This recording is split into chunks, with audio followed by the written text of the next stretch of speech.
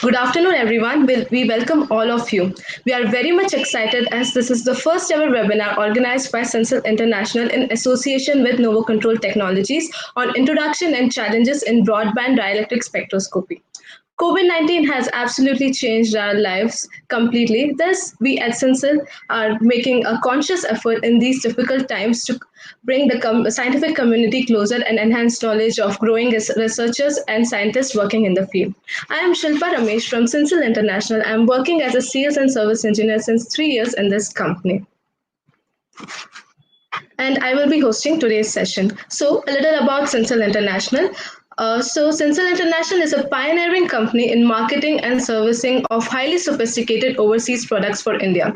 The company is promoted by scientists and technocrats who are having more than 25 years of experience in instrumentation sales and support. Sensel International was started in the year 1995 to serve the scientific community. The operation started at Baroda, and within a short span of time, it started its branches all over India. We have 7 branches across India with 35 employees. We deal with a variety of products, range from broadband dielectric impedance measurement system, which goes up to 40 megahertz, to electrochemical workstations, to potentiostats and galvanostats.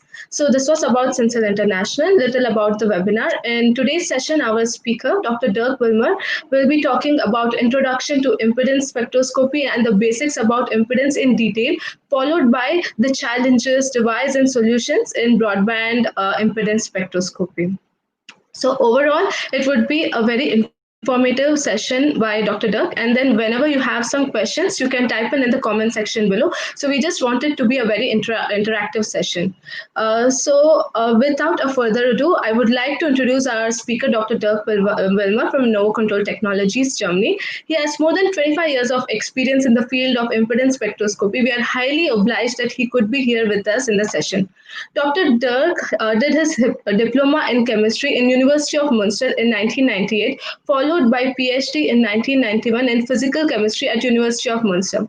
Then he did postdoc at MIT in Department of Material Science and Engineering till 1997, followed by habilitation in physical chemistry, and then joined Novo Control Technologies in 2007, and he's been working there ever since. So it would be a very informative session that would be given by Dr. Dirk Wilmers. With this, I would like Dr. Dirk to take over the session.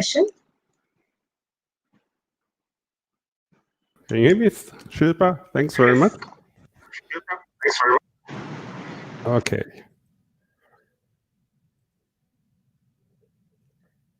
Hello, everybody. I hope you can hear me.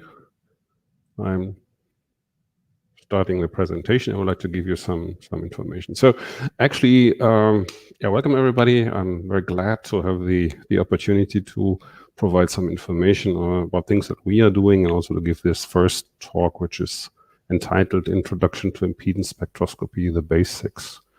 Actually, this is based on an earlier version that I have provided in India a couple of years ago when I was traveling through your nice country for approximately a week.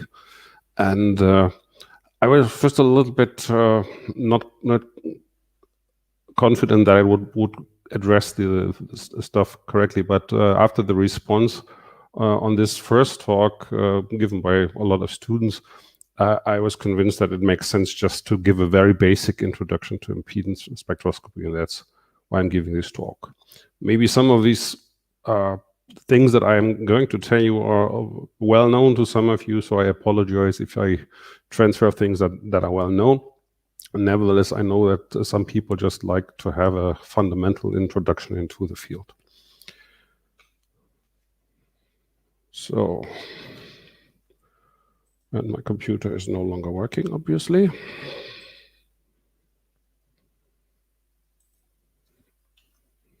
Okay, sorry for that. I'm having problems in moving my screen. It's unfortunate.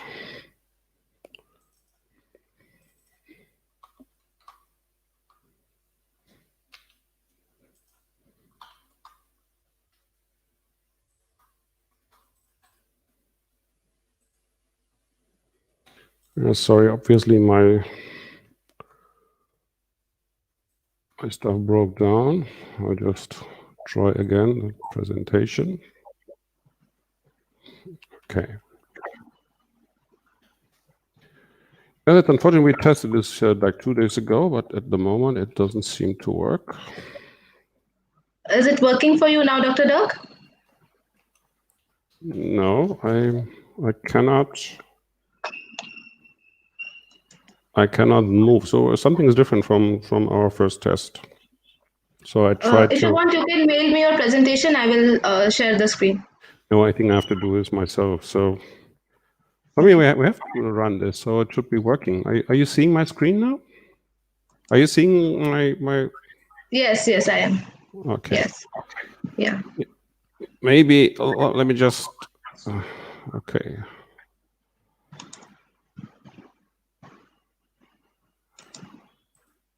Yeah. Now we can see your presentation.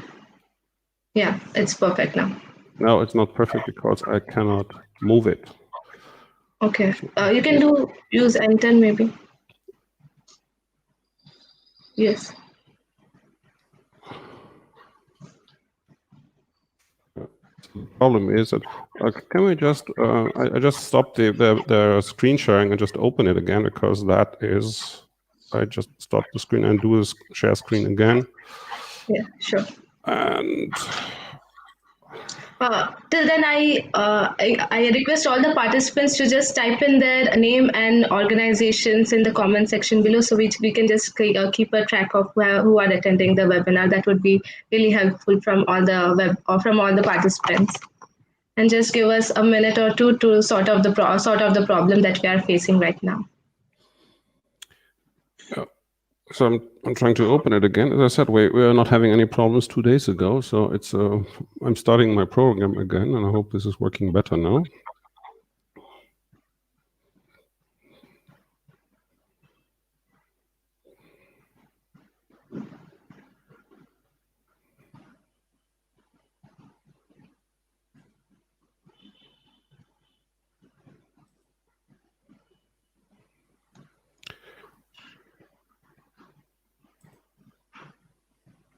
Okay.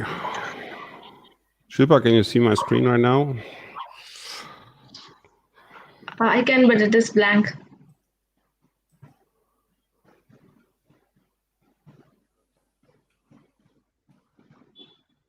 So now I can move it, but you don't see it? No, we can't. Let me...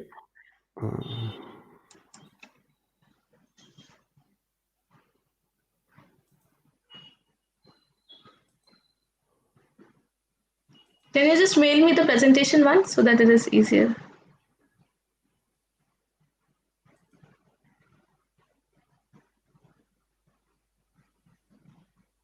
Okay.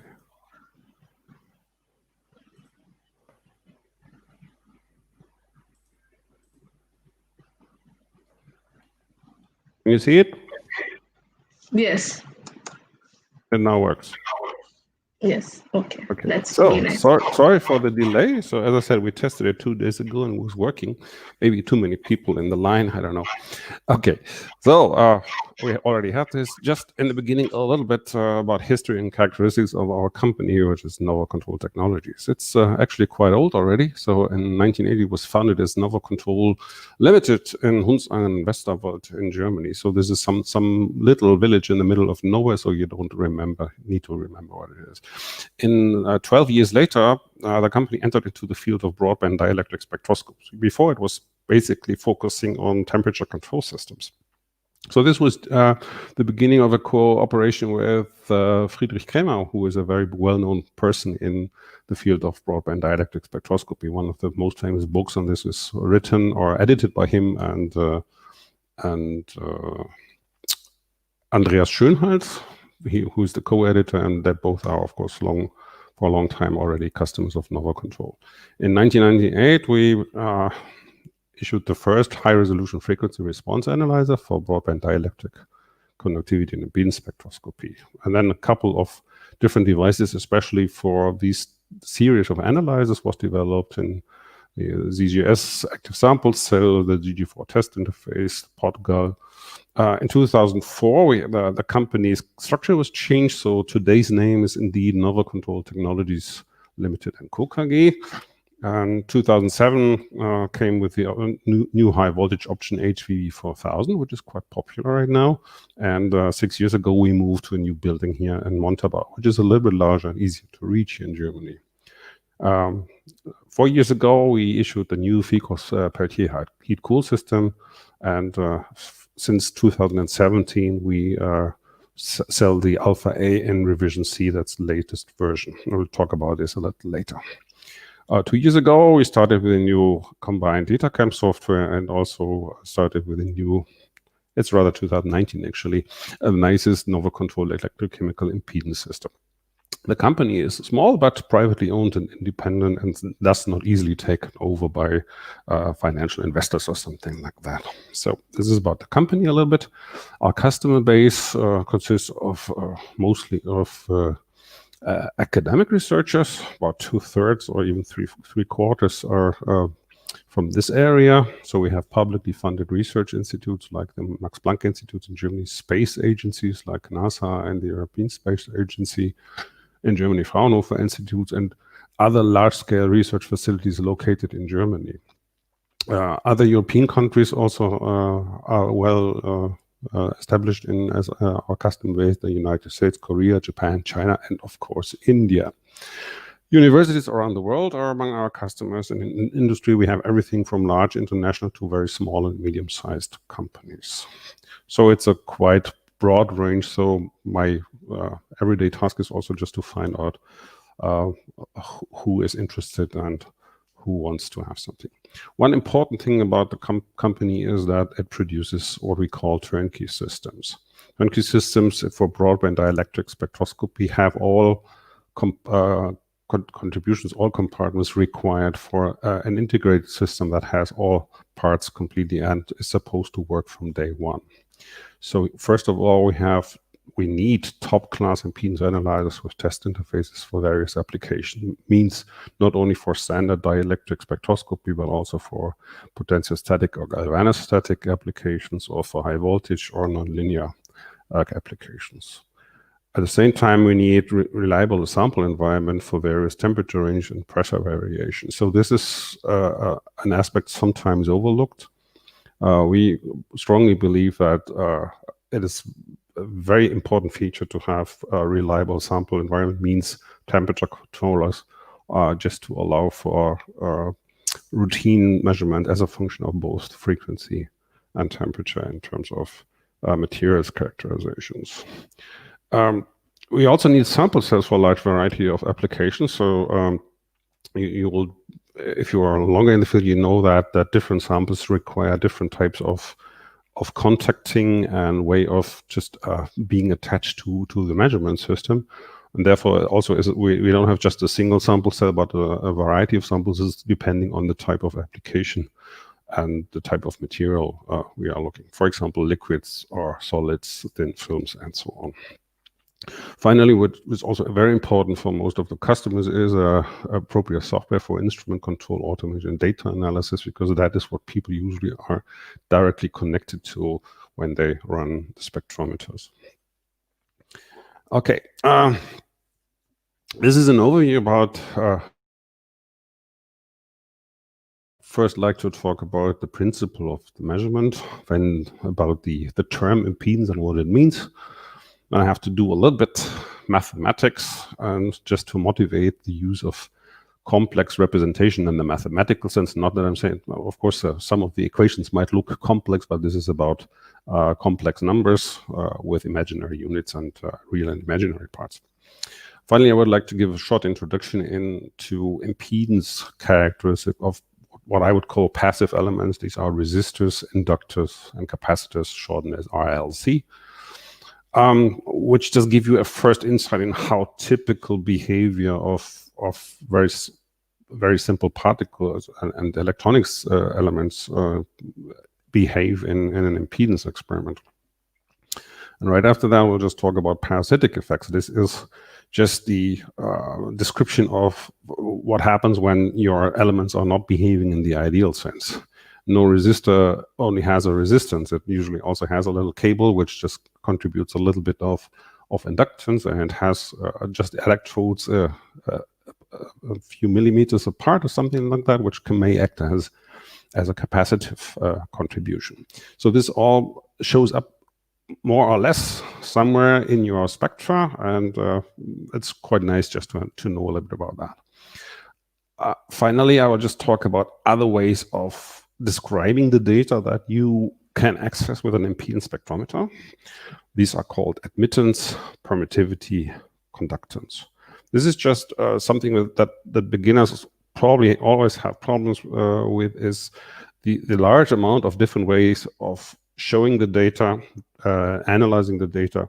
They are basically all just calculated from the measured voltages and currents. That's in that sense, it's a quite easy aspect. And the question is, why do I need so many different ways of representing the data? And one reason, of course, is from the technical point of view. And for example, if I search for problems in the measurement, I would rather look at impedance or at admittance, just to see if I'm already at the limits of my experiment. Whereas people who are mainly focusing on materials properties look into permittivity and conductance. But this also just leads to some problems every now and then, when, for example, people seem to have problems with their devices, and then just show me a permittivity spectrum. And then I said, I cannot see very much from this one. I need to know what actually impedance was measured, or even capacitance or something like that, because these values show me much better what could have went wrong, what could have gone wrong with the experiment. So there's good reason to have all these different ways of showing the data, and of course one should know at least the basics, how these are calculated. Of course, most of them can be shown and calculated directly from our software, so you don't have to do this by hand. But knowing what they are good for is probably a very good starting point. So the principle of the experiment for characterizing a sample, which would reside here in the red area between two electrodes, which are depicted in yellow here. These two ingredients just form a sample capacitor. So the capacitor consisting of two electrodes and a sample material in between. So what we have to do is we have a generator which creates an AC voltage, and this AC voltage as a time-dependent parameter just is applied here, and it creates a current that goes through this sample and is measured here. So the AC voltage is just given as a cosine function with an angular frequency omega and time t, and we have an amplitude which characterizes how high this maximum voltage is here. And the response to such an experiment, or the reaction, is an AC current, which is also a time-dependent function. And the nice thing about this, or the funny thing about it, is that depending on the materials, you have two different information at a particular frequency, which is defined by the parameter omega here. So one thing is that there is a certain amplitude, I0, as compared to the amplitude of the voltage. And in addition, there usually is a shift in phase. So the maxima of these two functions, voltage and current, are not coinciding. So there is some time shift between those. And this is called the phase, or the phase shift.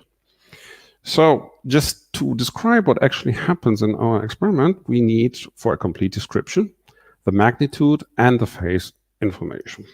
That would be two real numbers. These are usually, however, combined to one complex parameter. This is not done to torture those who have problems with mathematics. It's just indeed the easiest way of calculating parameters like this, and also just to present the fundamental equations that are underlying impedance or broadband dielectric spectroscopy. So what about the term impedance? Usually it is abbreviated as Z. It comes from the Latin word called impedire, that means to oppose. So this verb impedire means to oppose. So impedance is the opposition against the current by a material. So impedance is a measure of the opposition a circuit represents to an AC current when an AC voltage is applied. So if you have a large impedance, your current drops down at a given AC voltage. So this is the basic thing. And impedance as a term is always just connected to AC, the AC case. And the basic equation that is very important is just the connection between a complex voltage and a complex current, and the parameter that connects these two is a complex impedance. So everything that is now here marked by this hat here is a complex property. I hope I always just put it in where it was. So this is actually the AC version of Ohm's law, because this is also, you can just write a very similar equation for Ohm's law, where you just have voltage equals resistance times current. The new thing about it is that while we are writing this in a complex form, we can just keep the exact shape of Ohm's law and keep all the information of amplitude and phase just in a single, very simple looking equation. This is why we are doing this. So the unit is, again, like in Ohm's DC case, it's just the ohm, or voltage per ampere, and this is the Greek capital letter omega.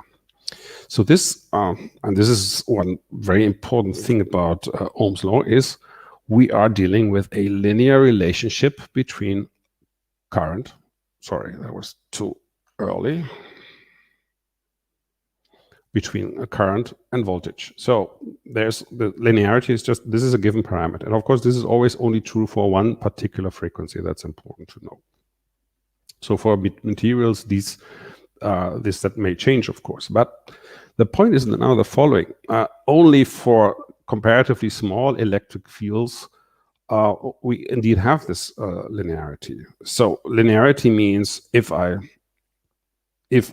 increase, for example, the voltage by a factor of 2, I would get an increased current again by a factor of 2, and the impedance is the same. So in other words, we do not expect the impedance to depend on particular values of U and I, or voltage and current, just on their ratio. And if this is no longer the case, we have to encounter, or we have to see that we are seeing non-linear behavior. And this is more widespread than people tend to know. This is in broadband dielectric spectroscopy, it usually happens for like dielectric stuff, or when you increase the electric field a lot.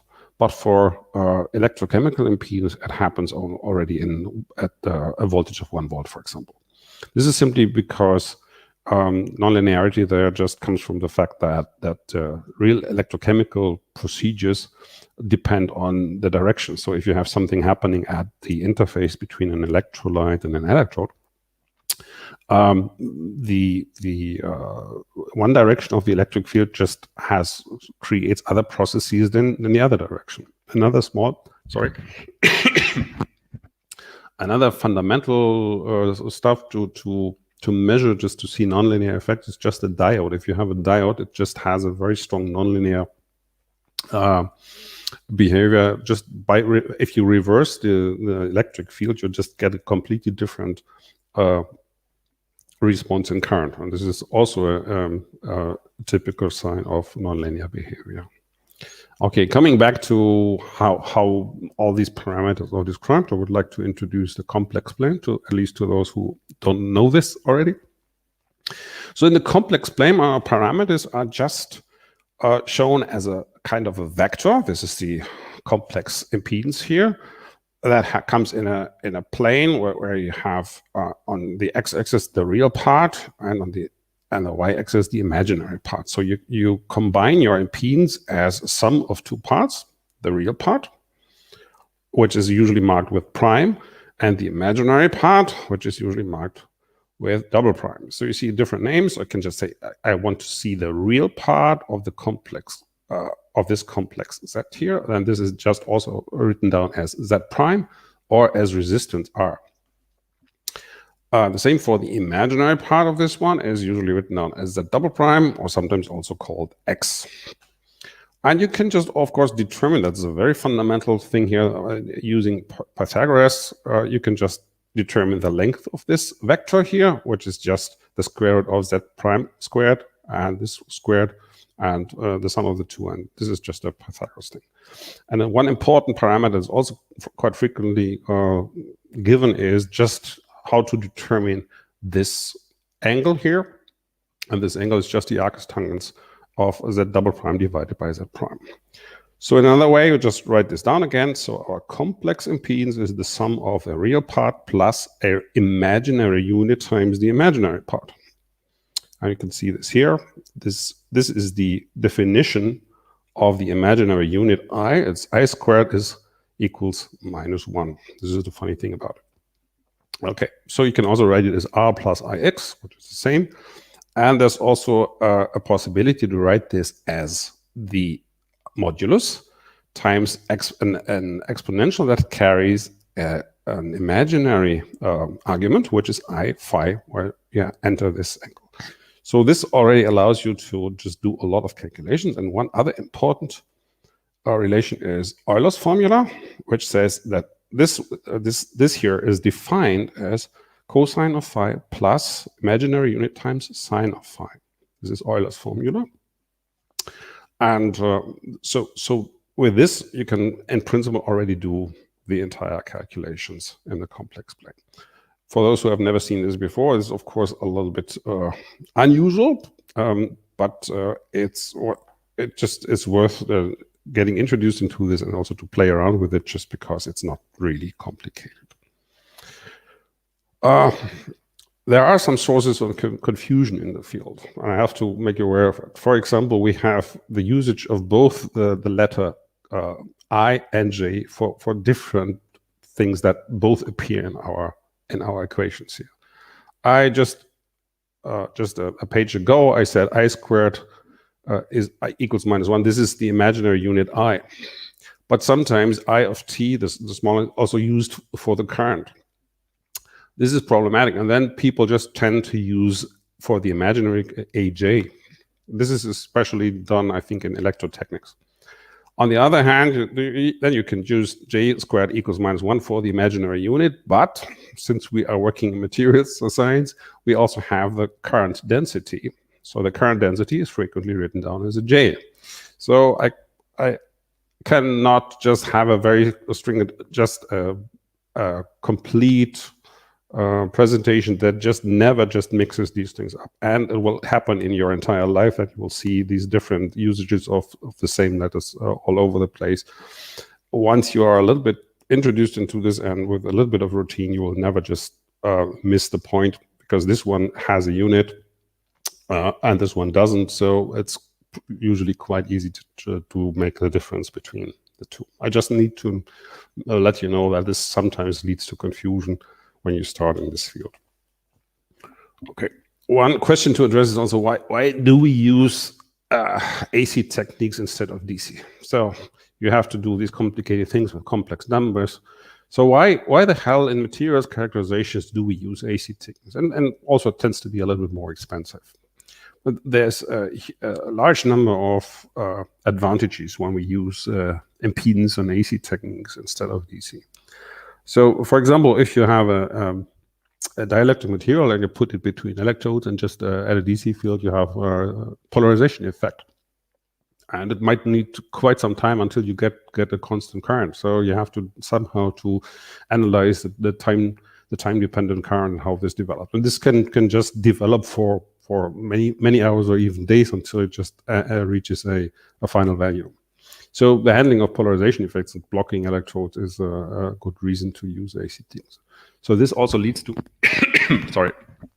to better access to the DC value of the conductivity, which is much easier just to obtain from AC techniques. Determination of parasitic effects is also much easier. So sometimes your overall DC measurement will just also be influenced by effects or contributions that are not directly originating from your sample. So this is easily seen in the frequency dependence, as I will show in a couple of minutes, but very hard just to detect from the DC values. And we are getting additional information. In broadband spectroscopy, we are getting strong information about molecular dynamics. We can do the separation of bulk, grain, boundary, and electrode polarization, for example, in ceramic. So you can just discern what's happening in a complex material like a ceramic, what happens in the bulk of the ceramic grains, what happens at the grain boundaries, and what happens at the interface to the electrodes. And this can usually be done. And you also have the chance to suppress DC offsets, for example, due to thermal voltage and so on. Okay. Let me now just introduce a few very fundamental truths about the behavior of passive electrotechnical elements. So that will be resistors, capacitors, and inductances. A word of warning: our materials that we measure are usually not pure resistors or inductors or whatever. They usually just behave a little bit in a more complicated way. So, but this is a good starting point to understand what we actually start seeing. So finally, your samples will rarely be a pure resistor, even not a parallel of a resistor and capacitor or series representation of those. Most of the time, your actual materials will be more complicated than that. So just coming back to this, an ideal resistor, here we have pictures of how these are depicted in circuit diagrams. So this is more the German way, this is more the US way, I guess. So in this case, if you have an ideal resistor and also called an ohmic resistor, the impedance is purely real, means voltage and current waveforms are proportional to each other and they are in phase. So this is easily seen. So we have no frequency dependence in this case. And so that's a very simple picture. I really, 2 weeks ago, so I measured a sample of a custom, and it was showing exactly that. It was a quite black piece of polymer material, and it was just having like 100 ohms and flat. The curve was not frequency dependent at all. And this was just it happens. This was an example. This is just a filler which just dominates the impedance response of this one. So no frequency dependence. You can just nearly a purely response. No phase shift between voltage and current. They are exactly in phase. Second example, more close to a typical dielectric example, is an ideal capacitor. In this case, we have an impedance which is purely imaginary, and this decreases with frequency. So that's what I emphasized already. Frequency dependence tells you a lot about what's going on in your sample and what character it has. So the current waveform is leading the voltage by 90 degrees or pi and a half, and you're getting a capacitive impedance, which is just given as imaginary unit times z double prime, and this can be calculated if you have a constant capacitance here for a standard capacitor as 1 over imaginary unit times omega times this capacitance. This can be easily obtained from the following relation. So the current as a function of temperature, of time, is just the derivative of charge versus against the time derivative of charge, and the charge can be given as capacitance times voltage. So we have to, since this should not be time dependent, we just form the time derivative of current of voltage, and then we are getting just I omega Cu, and just inserting this here gives us for sinusoidal signals exactly this. So this is just from the fundamental rule that the charge is just capacitance times voltage, where you can just from this directly get the impedance of a purely capacitive sample. And finally, we just do this for the ideal inductor. In this case, again, our impedance is purely imaginary, but in this case, it increases linearly with frequency. And in this case of an ideal inductor, usually depicted as this with this symbol here, we have a current waveform that is lagging the voltage by a factor of pi half or 90 degrees. And here, so that this is a typo. This should be a ZL for the impedance of an inductance, and this is again I times Z double prime, and here it is given as I omega L. And the same for the fundamental equations for inductance. We can, in a very similar argument, you can calculate this here from the time dependence of sinusoidal signals. Okay. Now, these were just simple electrotechnical elements. Now, you usually have combinations of those. And one thing what is important, and I already told you about this, is parasitic effects. Real elements, real resistors and capacitors and inductors never show completely ideal behavior. A real inductor has an ohmic resistance as well. And this is true for nearly everything. And especially for the technical area, it's very important just that people are aware of it. And I have a lot of examples in my work where I actually could see at certain parts of the measurement the effect of parasitic contributions, and that's why I need to be aware of those and also know how to interpret or even just to suppress it if possible. So some of the parts that we can just look at here, we have case A here. Here, for example, we have a case when we have an ideal capacitor, but it still could have some serial resistance in front of it. For example, due to a bad conducting part here, so some bad contact, or even due to the leads. And you think, okay, because it's just a little wire, what kind of impedance could that have? But today we have very large capacitance in, for example, in cars that run on electric engines, and they have very large capacitors just in different parts of the motor system, and then even a resistance of like a few milliohms just makes a difference, and you can see that in the behavior of what's going on. So it makes sense also for this case is just to be able to characterize this. This is a parallel case. So this is a usual model for a dielectric material, and you usually have some leakage. So there's still some current flowing through this, and this just even if there's no voltage, you see that the charge distribution just collapses with time, and this is due to the fact that this is not a perfect insulator, but it has some parallel resistance. And in some fundamental way, people just sometimes write it down like a combination of a capacitance, that's what you usually are interested in, but you also have an equivalent serial resistance and an equivalent serial inductor. This is a model which you can use, for example, to interpret your data with a nonlinear model in programs that do nonlinear model like WinFit. And then you can determine all these things. Again, sometimes your material, if you really have a material, not a very nice capacitor with a very dead dielectric material, then it could be more complicated than one. But I have a lot of cases where at least this very simple kind of model just works pretty well. And the nice thing about it, this part just usually shows up very much in the high frequency range.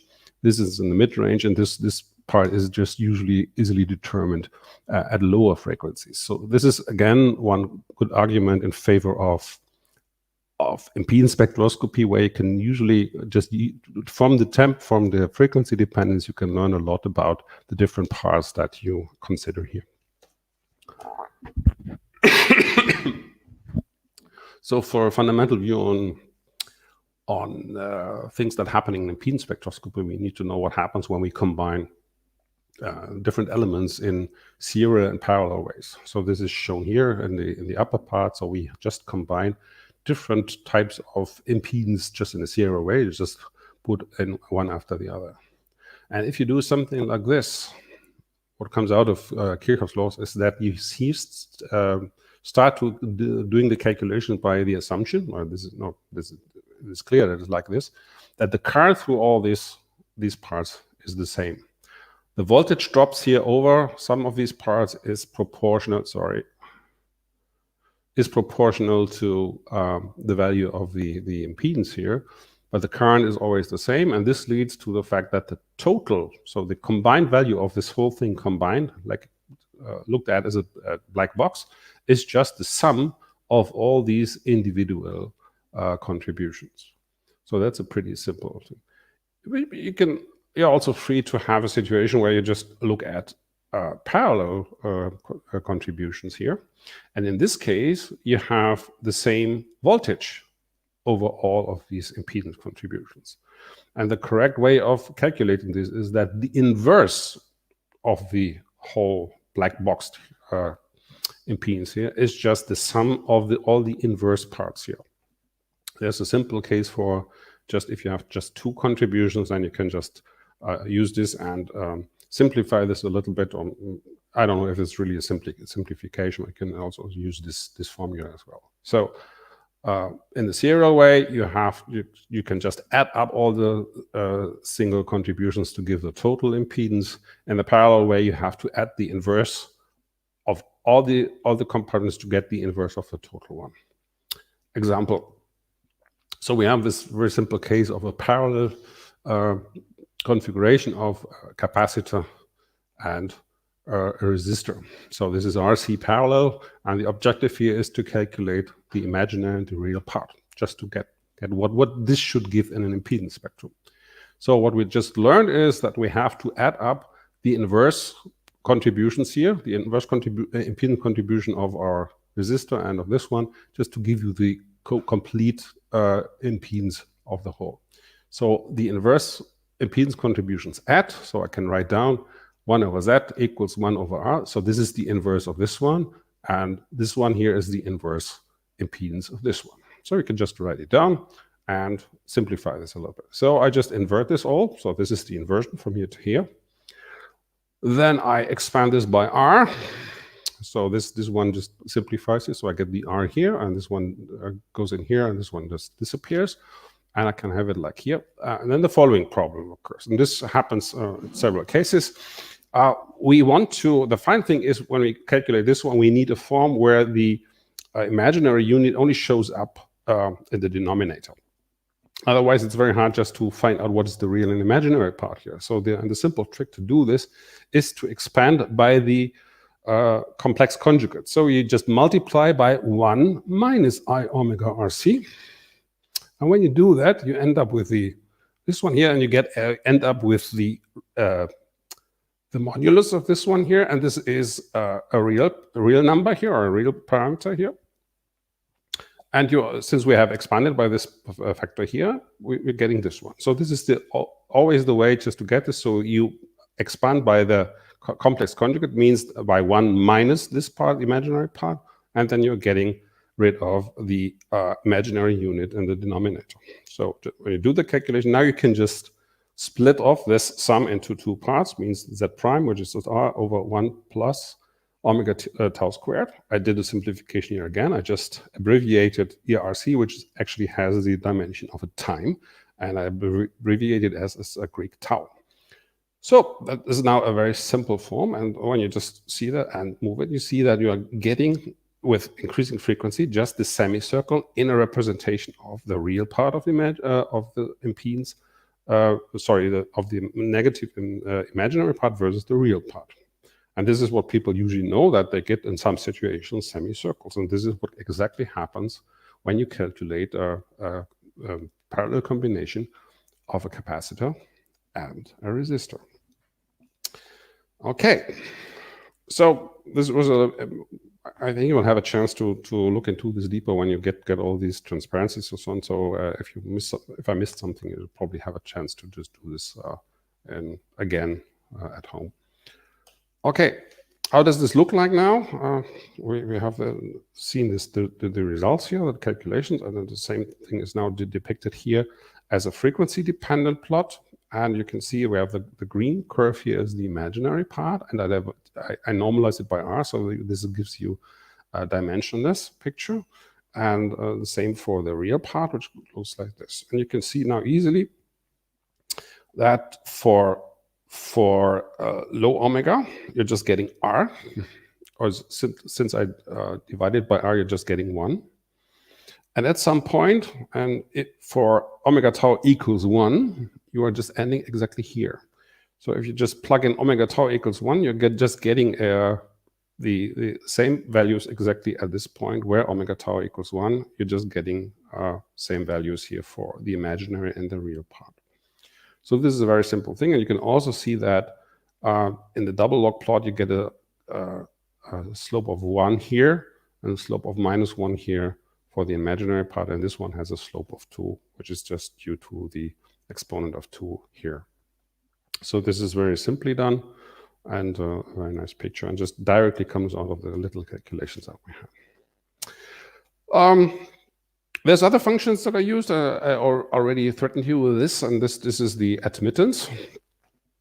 And this function is more appropriate if you have these parallel cases, because for the admittance, the contributions just add in the parallel case. So admittance is just, again, defined as a complex sum with the real part and imaginary part times I. And this is defined as 1 over impedance. So you can just write it down like we did before. You just expand it to the real and imaginary parts. And then you do a little bit of calculations again. So I'll put this in here again. And again, just to get rid of the imaginary unit here, I expand using the complex conjugate. Means I just multiply both a denominator and a numerator by z prime minus I z double prime. When you do this, you end up here. So this one now is real. So I now can just again separate by real and imaginary parts. And this one here, what you get out of this operation when you multiply by the complex conjugate is that you always get the modulus squared of the parameter. So this one here is the modulus squared. This is the same here for the impedance. Okay, and that means that you can now just write down for the real part of the admittance is just the real part of the impedance divided by its modulus squared. And when you check the units, you will also see that this is just the inverse unit of the impedance, and that this is how it should be, of course. And in a similar fashion, again, just from the separation here, you're getting the imaginary part. So since I've done this before, I don't need to go into the details. So the admittance is, as I said, defined as 1 over, and as such, since we already know how the impedance was defined, it's just current divided by voltage, and the unit is called Siemens, or is just the inverse of an ohm. And the nice thing about admittance, and this is why it is sometimes used and also useful parameter or useful function to look at the data, is that if you have these contributions here, you could just add up in the parallel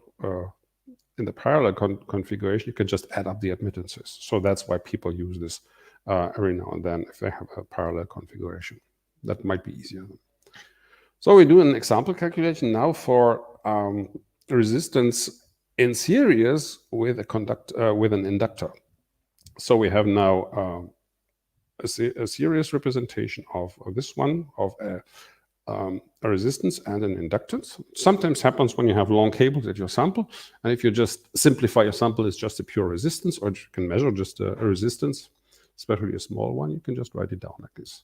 So now we want to calculate what happens to admittance, which actually is proportional conductivity, and that's why I use this example. And sometimes I see this type of behavior in conductivity spectra. So we've seen that. Sorry, I just switched it. I've seen that this one here is that's too much. Okay, this one is the, since we have a series representation here, this is the easy writing down of that. Now, when I want to calculate the admittance, I have the inverse of this. And again, I do the same game here.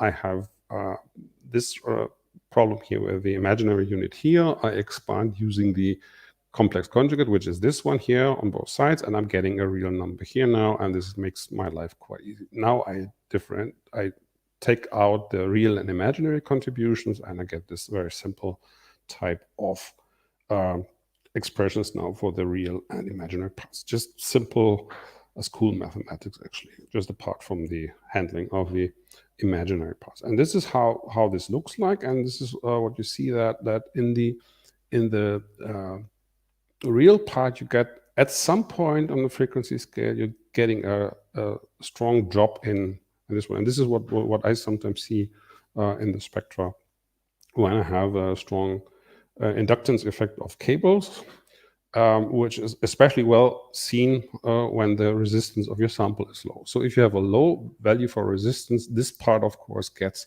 more and more prominent. You can also see that the higher the frequency, in view of a constant inductivity, you're getting a strong effect on your spectra. And it makes sense just to know how these things can happen, so that you can identify in your spectra that you are having such a problem. And this is why I'm telling you this. So you should be aware of that this might look like. And just for the fun of it, you also see this stuff here might move when you change the resistance. And it also just is not seems to be a little bit counterintuitive,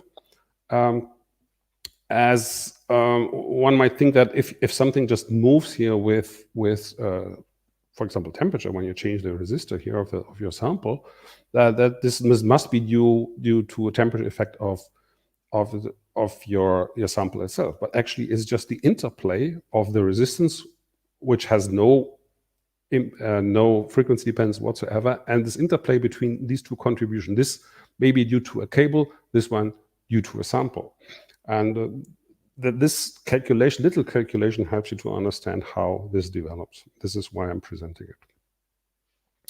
Finally, since permittivity just put it other way, dielectric spectroscopy is first and foremost interested in permittivity spectra, and permittivity is directly proportional to the measured capacity. That's why I also have to speak a little bit about the capacity representation.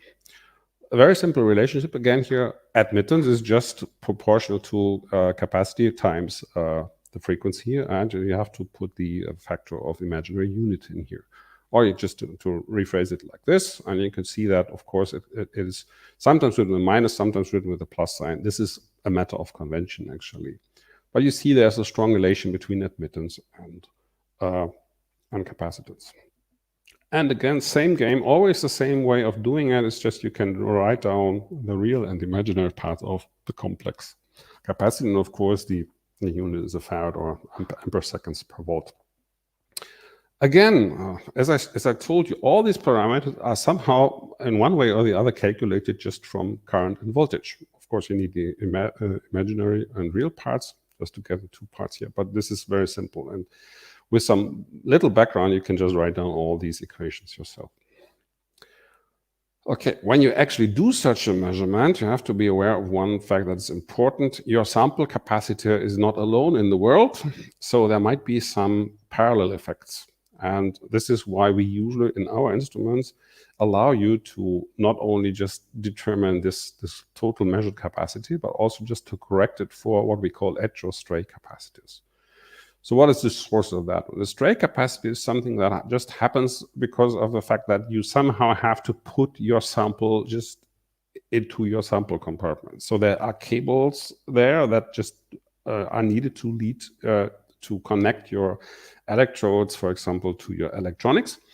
And these just also form a little bit of a capacitance. And in addition, the usual parallel plate capacitor always also has some edge effect, which is usually just not considered in textbook capacitors, which just only consider the homogeneous field inside.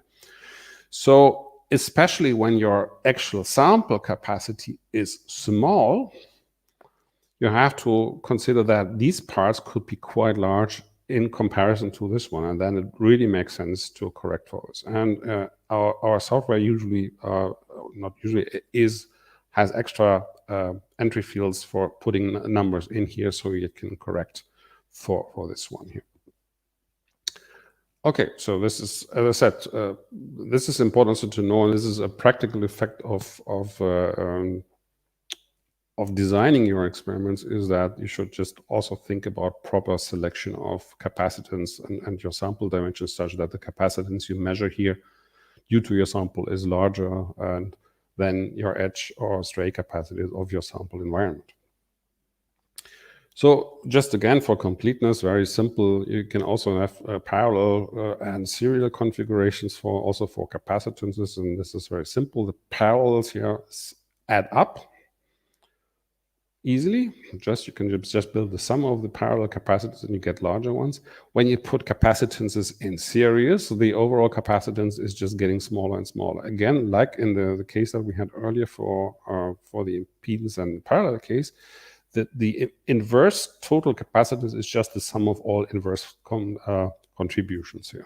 So also a very simple calculation. But you have to be aware of, if you put capacitances in series, you're getting a smaller one. This is also important. This is what happens when your contacts of your samples are bad.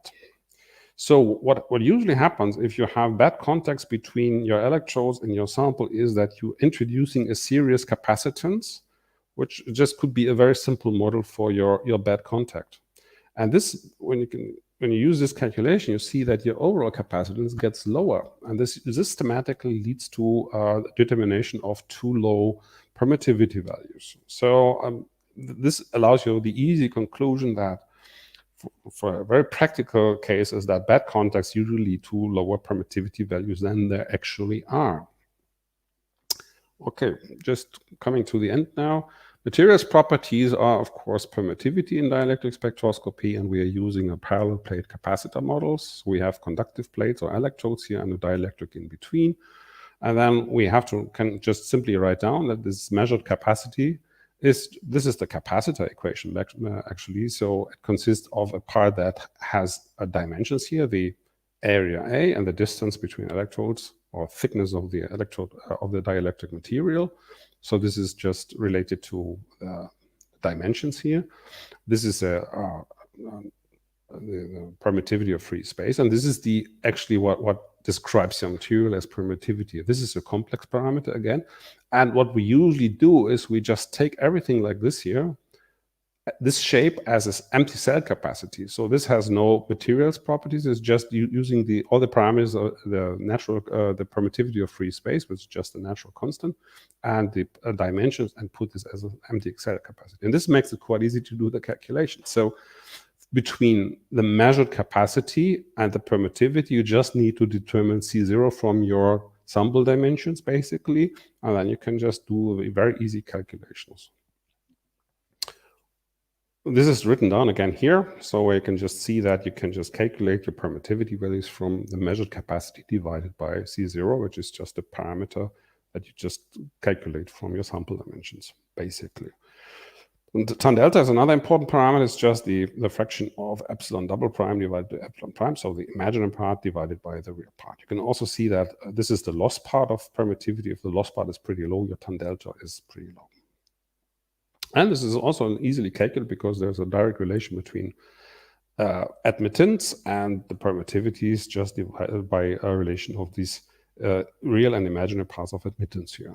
So again, if you calculate, you see again, your permittivity is directly calculated from current, voltage, C0 is just a dimension, and here have the factor omega in there. So basically everything you have in impedance spectroscopy or in the materials properties determination is you need current and voltage, sample dimensions, and a little bit more. And then in principle, you can do this yourself. Of course, the software does it for you, but it's always worth knowing how these things are interrelated. Final stuff before I end for this part. Materials properties also, this is actually a little bit my own field. Before I started at Nova Control, I was just doing a lot of conductivity spectroscopy. And conductivity and permittivity are just interrelated by this very fundamental equation.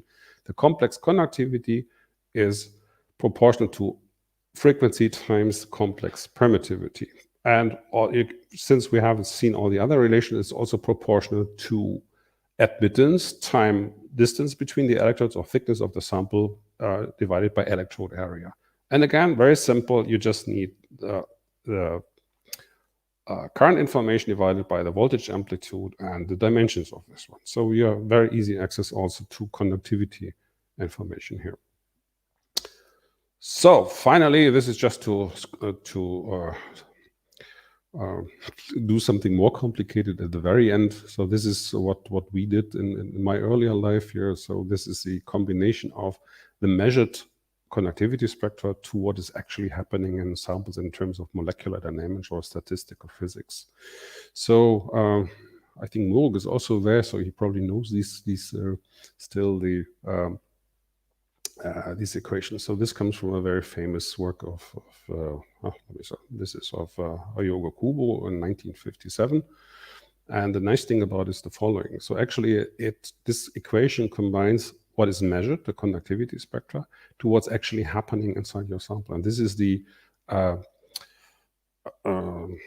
current density autocorrelation function. So and this is a very complicated function to design, but it can be simplified. So if you just this combines the currents of all particles, of all ions and free charges in your sample. This is of course quite complicated, but it can be simplified a little bit. So I can write it down like this. And if you neglect so-called cross terms, so there's no interrelation or between the motions of different mobile charge carriers. So this can be simplified to a velocity autocorrelation function. This can be, for example, be calculated from molecular dynamics simulations or similar. So this allows you to connect a theoretical result, modeling, or in molecular dynamics simulations or Monte Carlo, whatever, to the actually measured spectra. And this is why this is important. So as I said, this fundamental equation stems from the work of Kubo in 1957, is widely used for the interpretation of conductivity spectra, and people are interested in the actual molecular dynamics. So this was the first part of the talk. I just needed a little bit less than an hour, at least as much as I needed. So I thank you for your attention for this first part, and I will just have a short break and stop this talk now. Thanks a lot for your attention. Shilpa?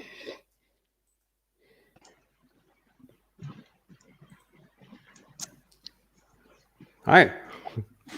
Yeah. Hello again. So now the first part of the talk is over. Now Dr. Dirk is preparing for the second part of the talk, and then soon after this, I just want every one of you to like, share, and subscribe to our channel. So that would be really helpful. Thank you so much.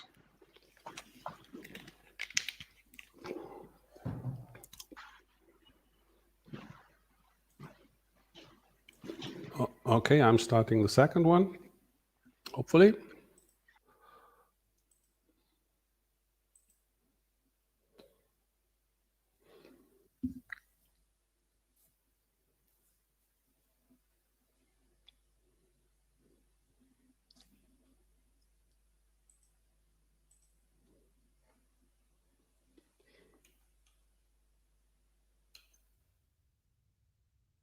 Okay, Shilpa, I assume that I can continue. And Yes, you can. Okay, I will do. So the second talk is has the headline Broadband Dielectric Spectroscopy Challenges, Devices, and Solution. Okay, so this will be also a tour about what we think is important for broadband dielectric spectroscopy and how we are trying to address all these relevant requirements for this type of technique. Okay, this is a little bit a reminder of what we have seen before, but also with some additional aspects here. So again, we have this principle of our materials electrical characterization measurement, or broadband dielectric, whatever you would like to call it. We have this generator. We apply a time-dependent, usually sinusoidal voltage. And we have a sample between two electrodes, and we also measure the current. And the current, as you will remember, is characterized by two real numbers, or one complex one, and you need to make sure that you have a connection between the amplitudes here and also between the phases of the two signals. So, and now what I haven't outlined in the last talk is the way we actually just get the frequency-dependent current measurement here. Actually, what is always done in the devices is that we measure the time-dependent current signal, and we then just do a Fourier transform on it. So Fourier transform is you have a time-dependent function. You divide by exponential of this complex, or just in this case, it's an imaginary argument called imaginary unit times omega t, and you perform an integration. And this integration is now for an integral number of periods for this particular frequency. So this is why this is written down like this.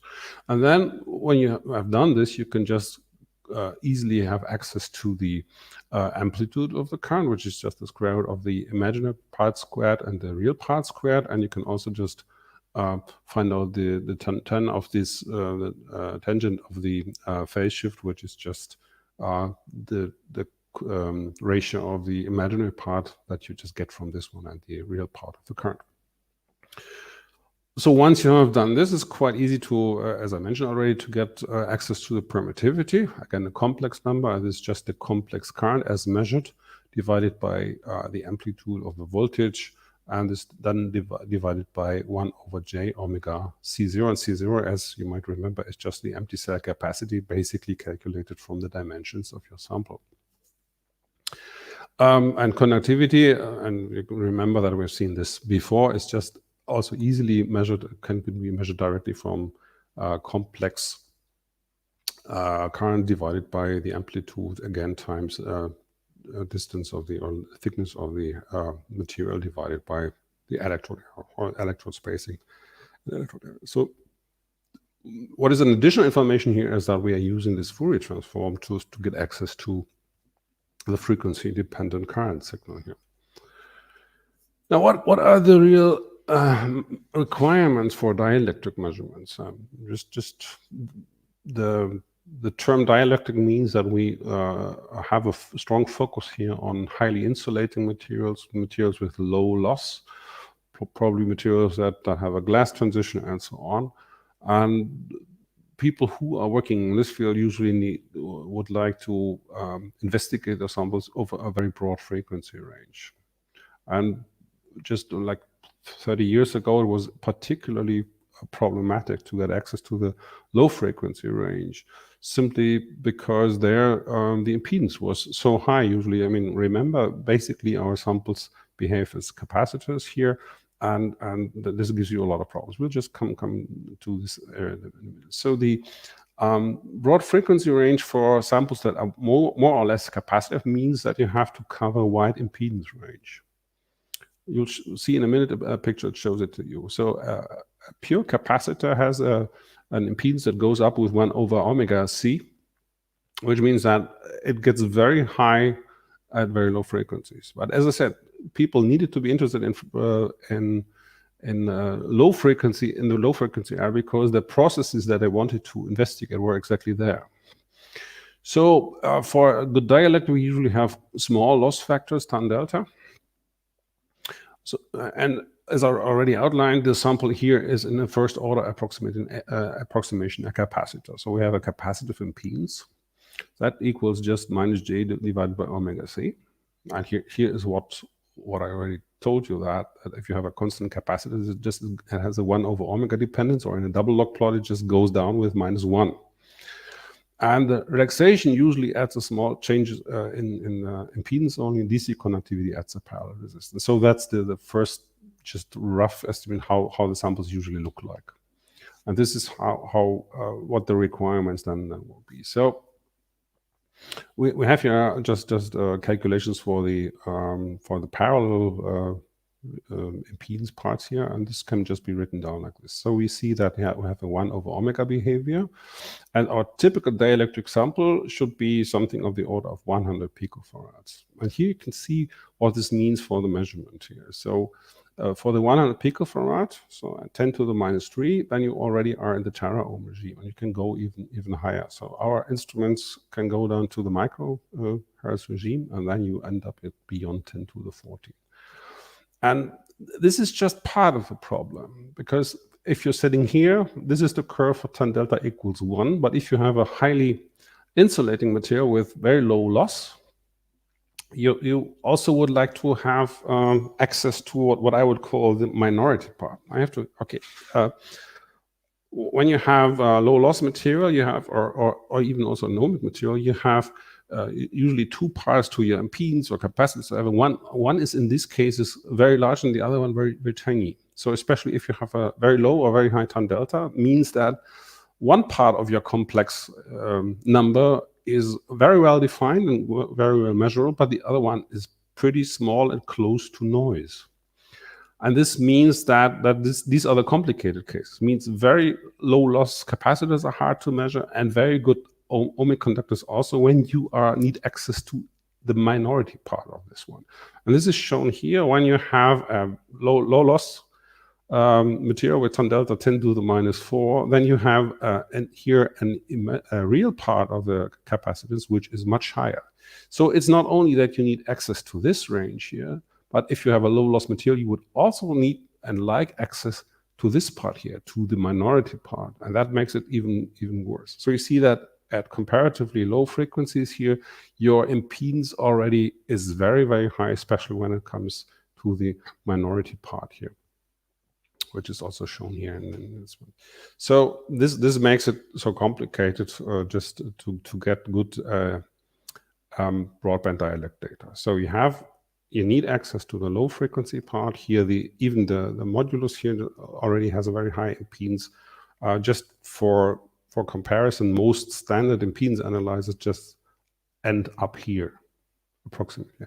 This is also the reason why even the good standard impedance analyzers usually start at a few hertz. And you can see why exactly. So here, you can start measuring also with standard impedance. But if you need access to low frequencies, then it's very, especially important just to get to this range, and this is usually not covered by most instruments apart from the novel control ones. So this is just to motivate why we need a very wide impedance range, and also why it is important just to have very good tan delta resolution, because you not only need just the capacitor here, you also want to see what's the tan delta or the imaginary part of epsilon doing at the low frequencies, especially if you have relaxations and so on. And this is why it is required also just to get even high here in the impedance precision and the impedance range here. So that's where the key. This picture gives you the key why it is required just to get to these extreme ranges. Okay, so this is a little bit of an overview about our alpha A modular measurement system. So this is the basic ingredient for the electronics of the determination of current and voltage generation and so on. So most of our customers, of course, have such an alpha A mainframe and an active sample cell. And as an alternative, you can also have dielectric interfaces in 2-wire and up to 4-wire configurations. And this is what I would call like standard or general purpose dielectric spectroscopy. And then there's a group of people who intend to measure especially nonlinear spectroscopy or spectroscopy of materials at high stress. This has become extremely attractive also for people working in the power grid industry, or people who search for new insulating materials and need to characterize dielectric materials in terms of breakdown and so on. So we have a lot of customers in this area for the high voltage boosters. And then the other, so this is this was general purpose. This is high voltage, and this part here I would call in short term just high current. And this is also electrochemical. So this has potentiostat, galvanostat functions, and also allows you to draw up to 10 amps through your material, which is important for. We have used this for the characterization of supercaps, which was quite nice with running at a few amps, so with a supercap of like 500 farads. That was quite interesting measurement, actually. Okay, so this also means that you can have just a single instrument with different interfaces for different types of applications, which is probably a quite nice solution. So the impedance analyzer system highlights are the following. We actually have a very broad frequency range from 3 microhertz to 40 megahertz. We have an ultra-wide impedance range, 10 to the minus 4 for the 4-wire technique, up to 10 to the 40, or even a little bit higher, 18 decades. So we cover a wide range from conductors to the best insulators in a single instrument setup.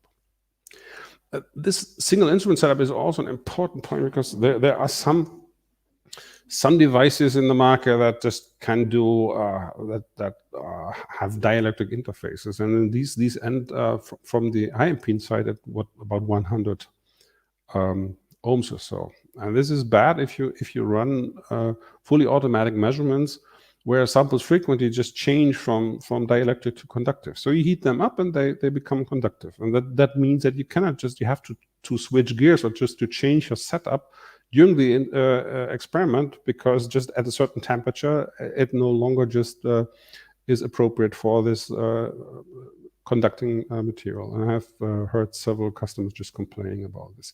So our instruments just cover the entire impedance range from conductive to highly insulating and single instruments, and this is a huge advantage especially when you run temperature controlled experiments over wide temperature ranges. As a function of the high impedance range, we also have a very high capacitance range from 10 to the minus 15 to 1 farad. So 10, that would be 1 femtofarad. Although I have to admit, it's very hard just to, if you have a capacitance of 1 femtofarad, it's very hard just to get it reproducible.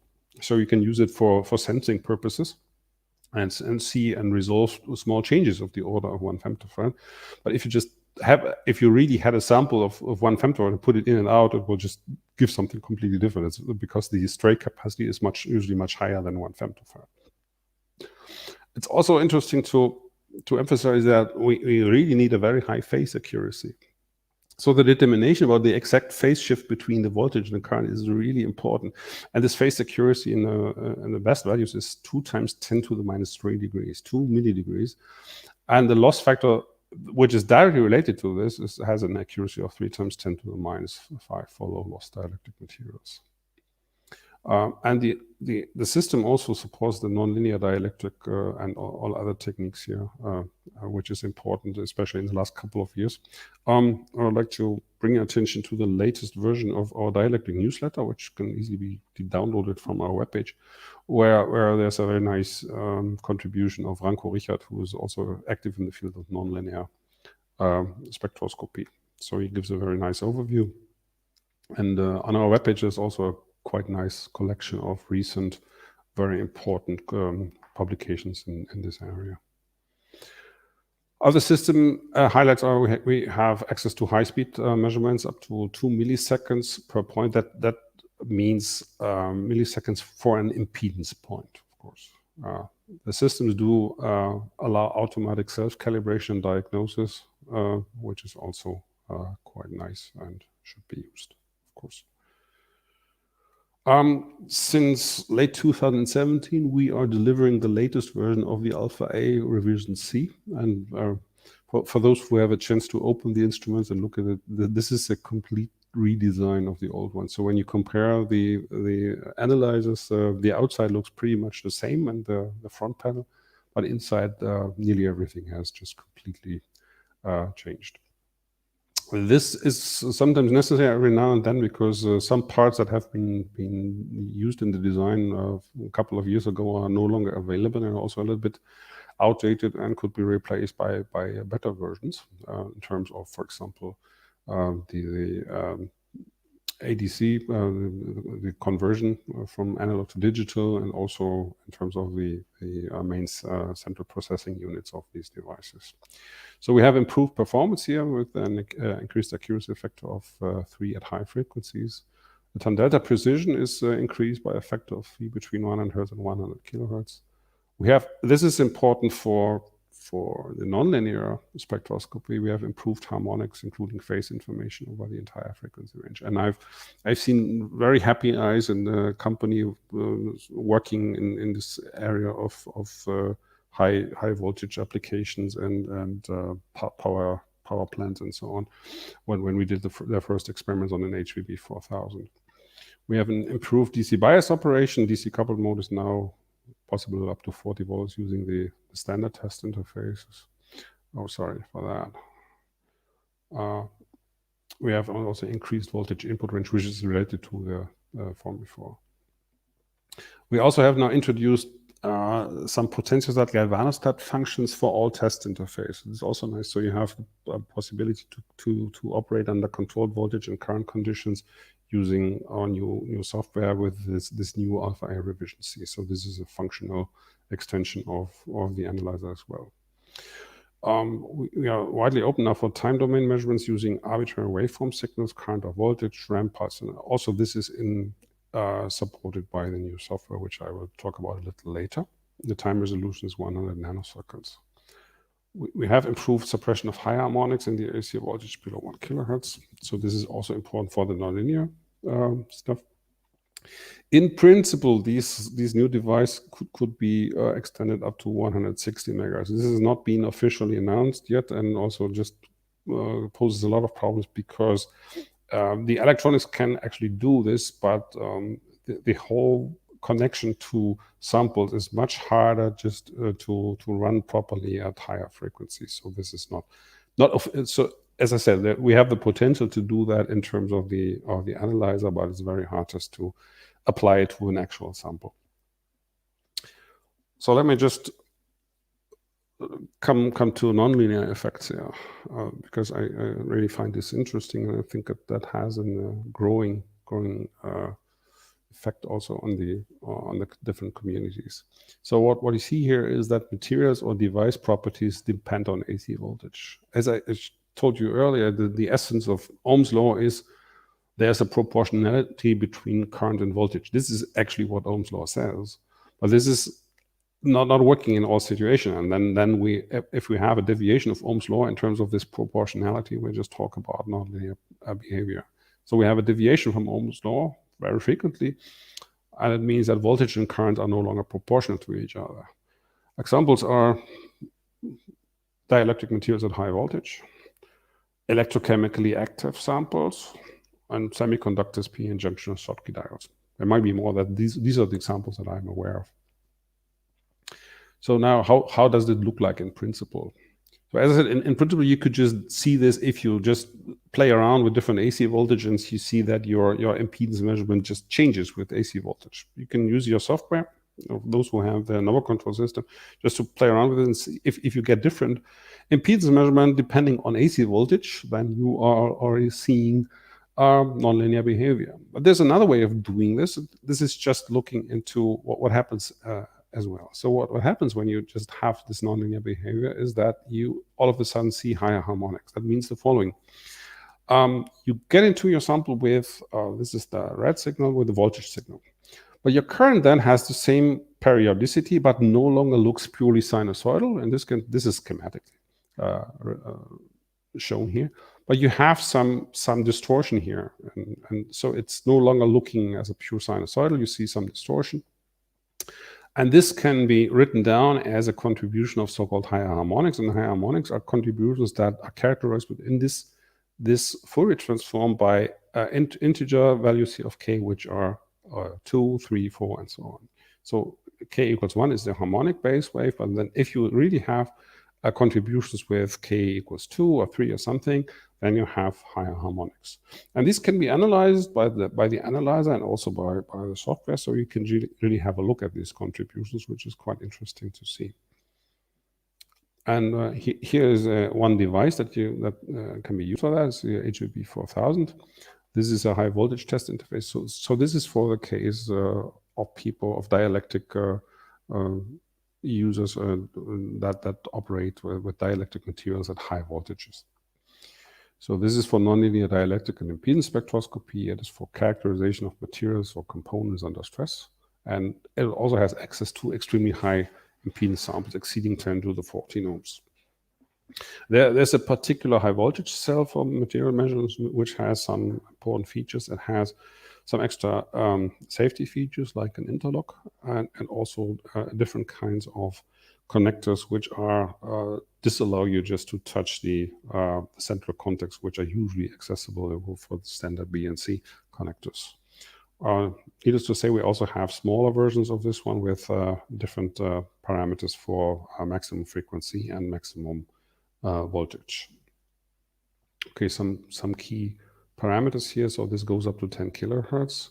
The maximum impedance is 2 times 10 to the 15 ohms. Capacitance just goes to 10 to the minus 2 farads here.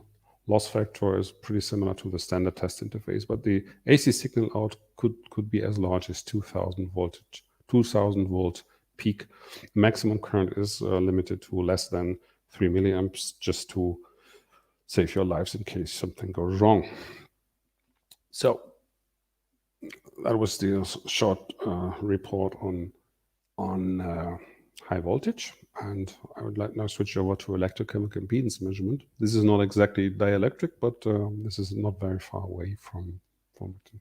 So in this electrochemical impedance measurements, we use defined DC voltage and current refer to a differential reference electrode in the standard electrochemical experiment.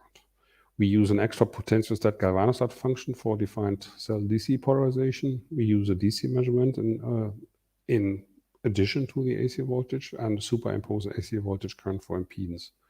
Classical applications are interface polarization, electrolyte conductivity, or RC layer structures, and many, many more. So this is a huge area.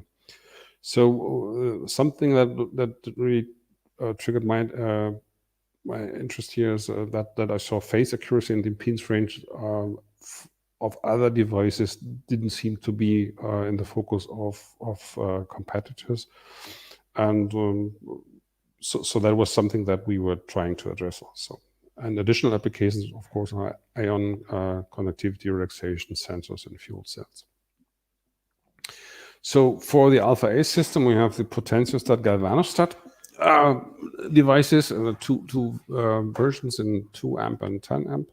You can see there are 2 models here.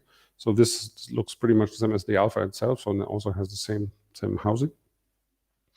And the nice thing about it, it also has nearly a wide impedance range as the standardized interface. It goes a little bit lower, 10 to the 13 ohms, and it's a 4-wire test interface.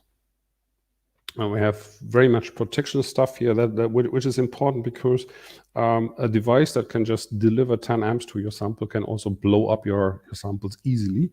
So there's a lot of measures in this, both in the software and also in the devices themselves, just to allow you to protect your sample. So of course you have to do some settings just to make your system aware of these limitations. But as I said, it's quite easy to blow up your samples with such an instrument. So I don't go into all of these details here because that's maybe otherwise we run out of time. So as I said, the key here is that there's a lot of settings for protecting your sample and also for selecting the proper DC conditions. I'm always a little bit surprised to learn that the setup for a DC experiment for the DC party is in some sense more complicated than the actual AC experiment. It's much easier to explain how to set up an AC experiment than those that use galvanostatic and potentiostatic. On one hand, because the samples are a little bit more complicated, because they can be active. We have measurements on supercaps or on electrochemical devices and batteries and so on, which also have their idiosyncrasies. And also there's more parameters. And funnily, it's easier just to have auto-ranging, sorry, for the impedance range than for a typical electrochemical experiment. So this is an example of specifications of a competitor. What we see here is for a certain frequency range, the measured impedance and the accuracy ranges here. And what really puzzled me a little bit is, first of all, there's not very much on the high impedance side, so we really do not have access to very high impedance measurements. And there's also limited phase and ton delta resolution, which just is translated from the very high values here for the limits of phase and accuracy here. So that's pretty hard, and this just leads me to the conclusion that this kind of device, which is definitely not cheap, is of limited usability at frequencies above 10 kilohertz. So because here the precision and accuracy of the phases is pretty low. I remember that I told you that we for low loss materials we need 2 millidegrees to get the best possible ton delta resolution. We have here 3 degrees, so this is more than a factor of 1,000 here in different. This is actually for 4-wire impedance mode. This is for a Podgal from the manual actually, and you can see that you can just have a much wider impedance range and also have access to much better resolution and also phase resolution accuracy. And I think it makes sense just to have this kind of precision and accuracy also in the phase resolution for this one. Okay, just a completely different story is about temperature control. We think that temperature control is very important just to have for all types of materials characterization, because most materials properties in the electrical sense are temperature dependent, and for a decent characterization, they need to be temperature controlled measurements. And also we learn a lot of for the interpretation of our data, of our results from the temperature dependence. So this is an important parameter to control, and of course it makes sense to have devices that can be reliably operated fully automatically. One of these systems is a local cryo system that operates from -100 to 250 degrees and uses our standard sample cells. In the last couple of years, we deliver a version that has improved stability of 0.1 degrees C, and it has a comparatively low consumption of liquid nitrogen and very short response times. And there's a picture showing you the performance of such a system. So we can see in the green line here just temperature steps, set points here, and then you can see how long it takes in the red line for the system to get to the desired temperatures. You can also see here now this is from 210 to 206, less than 260 minutes, or in less than 50 minutes. It just goes from the largest temperature of 250 to -100. So it's pretty fast. On the other side, beyond the standard quadro cryo system, which many of you might know, there's also the high temperature version. There is one system up to 1600. There's also smaller versions at up to 12 and 1400 degrees centigrade. And this is also important for those people who are interested in characterizing high temperature foods or their materials, ceramics, and so on. This is, of course, fully supported by our software and fully integratable in our system. It can be used with our alpha-A analyzer and the CG4, or also the Podcal test interface. And a lot of people have this also in combination with other test interfaces and other temperature control systems. So we have many customers who have more than one temperature control system, and many of them also have a high temperature version. Of course, since high temperature connection is pretty hot, so we usually have in the hot zone, we have alumina materials for structural work, for insulation, and very tiny platinum wires and platinum meshes. People have to be aware of that. This is not as easily performed in terms of sample preparation and so on. So sometimes you just do one experiment on a sample, and then your mesh just glues heavily to your sample surface, and then you have to cut it away and just create a new electrode. So this is well known and standard for people working in the high temperature area. So application examples of permittivity, conductivity measurements versus temperature, and also hydrogen partial pressure or water partial pressure. I have one customer here in Germany that uses many of them and uses high temperature work, especially for fuel cell characterization, using lots of these systems. Of fuel cell components testing. Just a second. Can you place your microphone closer? Your voice is lesser audible, or can you be just a little bit louder? Okay. Yeah, now it's better? Thank you. Yeah, it's much. Yeah, sorry, I think I was coughing and I was just trying to put it away. So is it okay now? Yeah, it's perfect. Okay, wonderful. So as I said, it's also used for sensor testing, electrode kinetics, electrochemical pumping. So we have a lot of people using the high temperatures. It's a little bit a different community, but quite nice one. Okay. A couple of years ago, we came up with a new controller.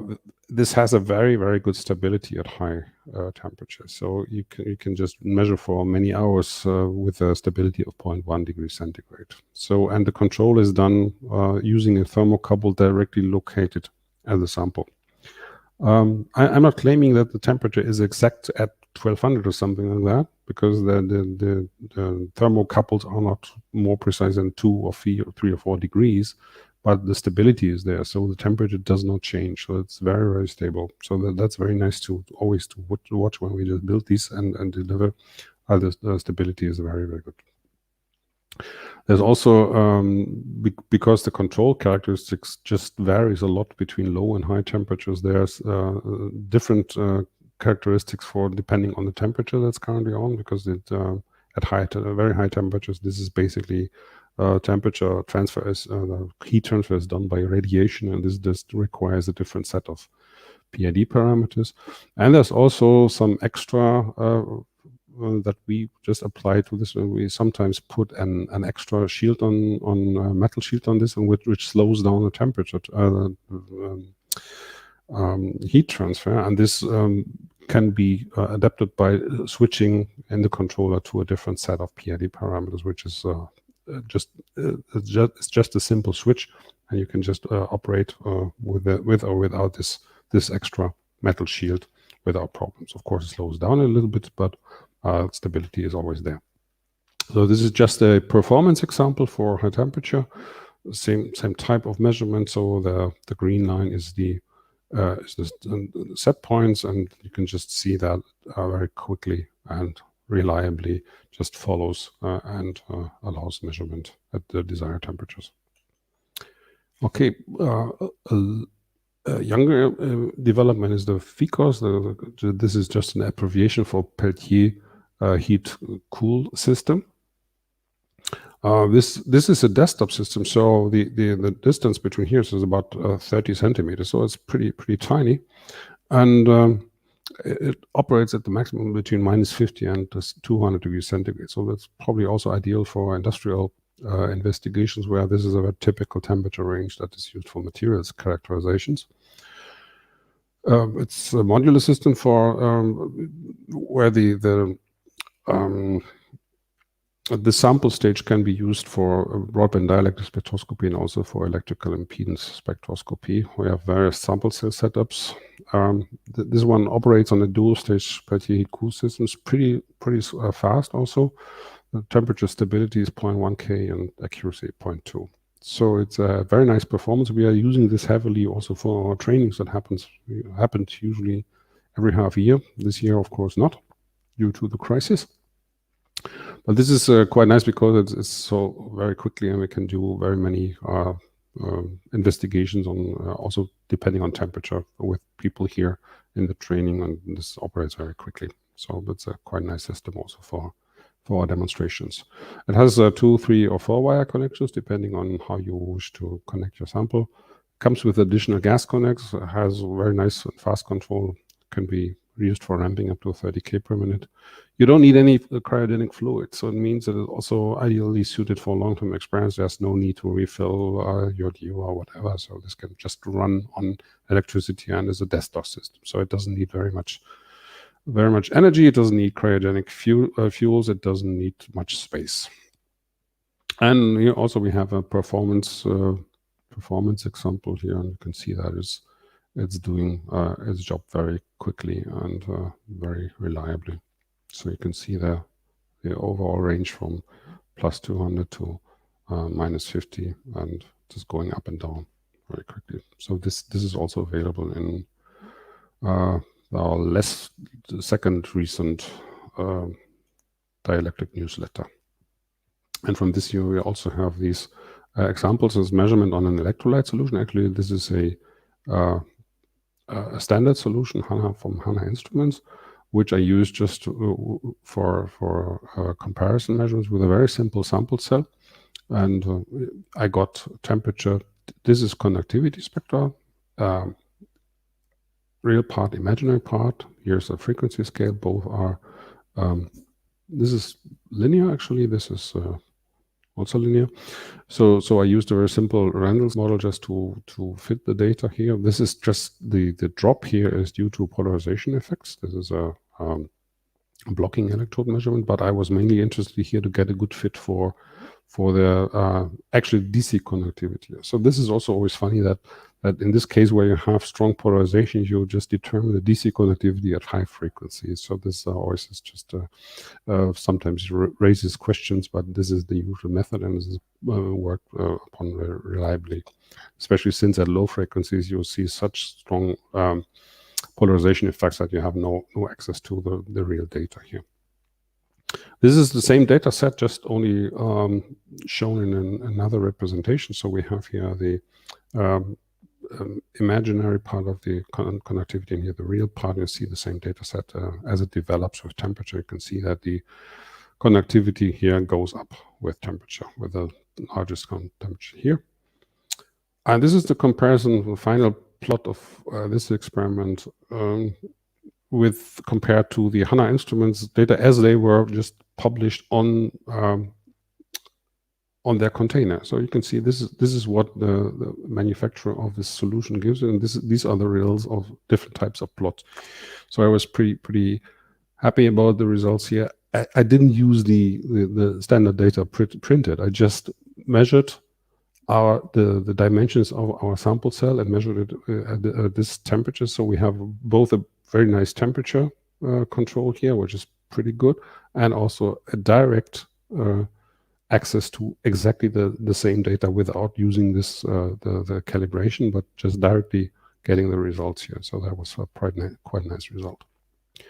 We also did some measurement on Ficus using just PMMA dielectric, and here you can see a typical dielectric results here as a function of temperature.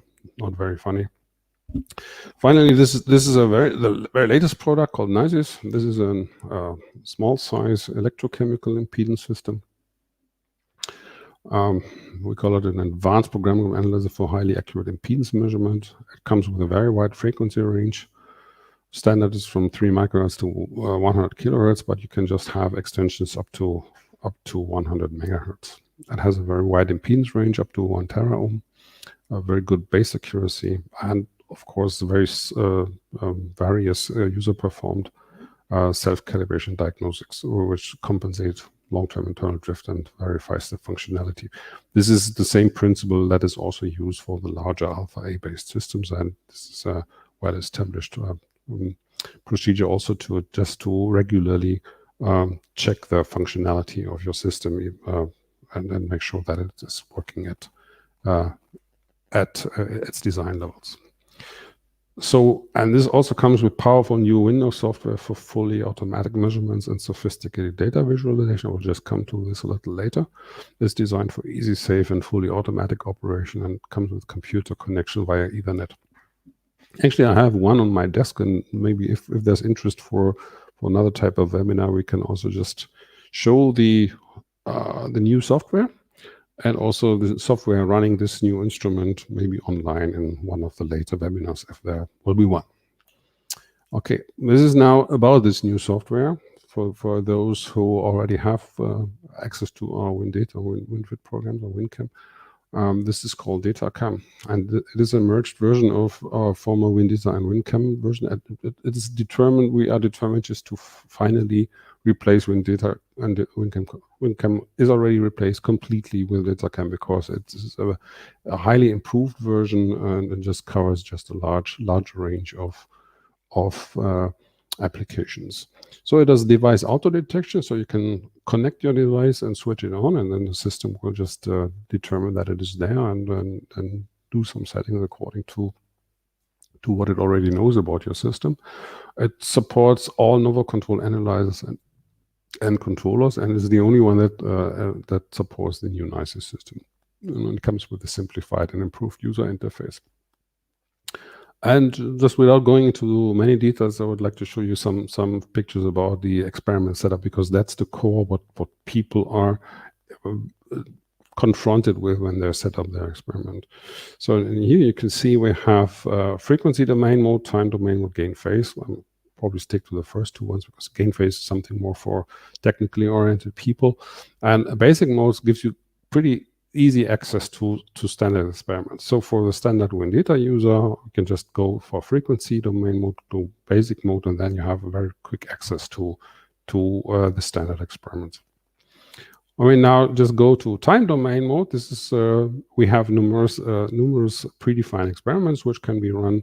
Since we have now potentiostat, galvanostat functions for most of the alpha A test interfaces as well. We can use it there. We can use it with the alpha A and also with the PodCal, and we can use it with the NISIS system. And here you have a whole list of predefined experiments. You can just click on any of these here, like the cyclic voltammetry, and if you click so, you'll just get a new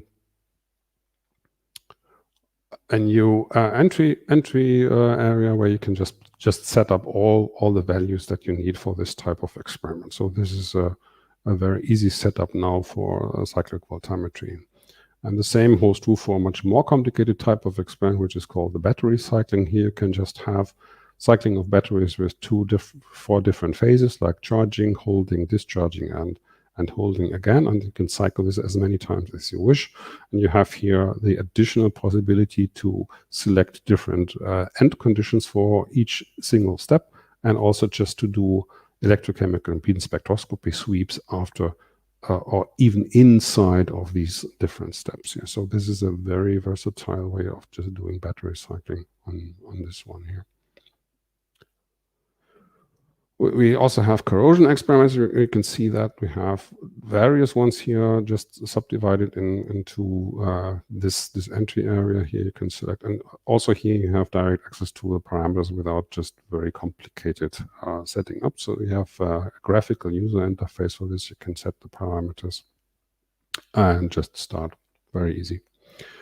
All the other ones that I've shown up to now are basic mode simply, and here is what is called the advanced one, and this offers you the possibility to run different types of experiments in both time domain mode and frequency domain mode in any type of combination you want. And this is just done in this multi-measurement. So you can define like a cyclovoltammetry and put a spectrum and just do a cyclization, do this like several times one after the other. Battery cycling already offers this for a particular case, but this one now just opens all the possibilities. So you can just decide to have different types of experiments and just freely design everything in one go, and decide for the steps what type of frequencies you would like to have, at which voltage you run, and also for the CVs you can just do different ones. So this is the multi-measurement in advanced mode setup, which is certainly complicated when you start newly with this software, but just offers you nearly all types of access to all types of experiments once you are a little bit more experienced. So that was what I wanted to tell you about the instrumentation, the typical requirements, and so on. And I was a little bit faster than I originally thought, but this leaves us with more time for the discussion. Shilpa? Thank you so much for the detailed and insightful presentation. I'm sure that each one of us were highly benefited by this presentation. So I would just like to move on to the question and answer session. So we would like to answer as much as questions as possible, and then we will be sharing a feedback form in the comment section below. So kindly fill that the feedback form. Now I'll just be reading all the questions one by one, and Dr. Dirk will be answering to those.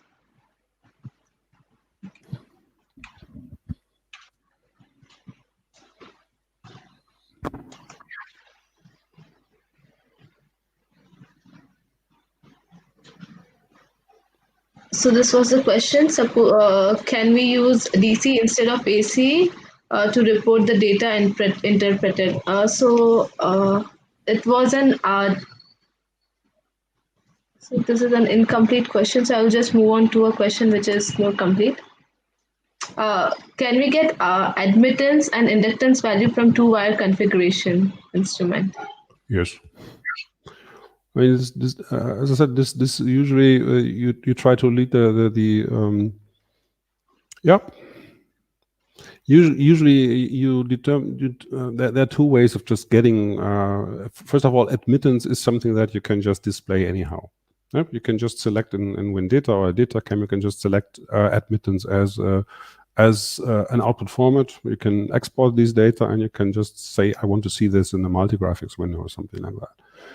Both in the Nyquist plot and also as a frequency-dependent parameters in real and imaginary part. You can also show inductance.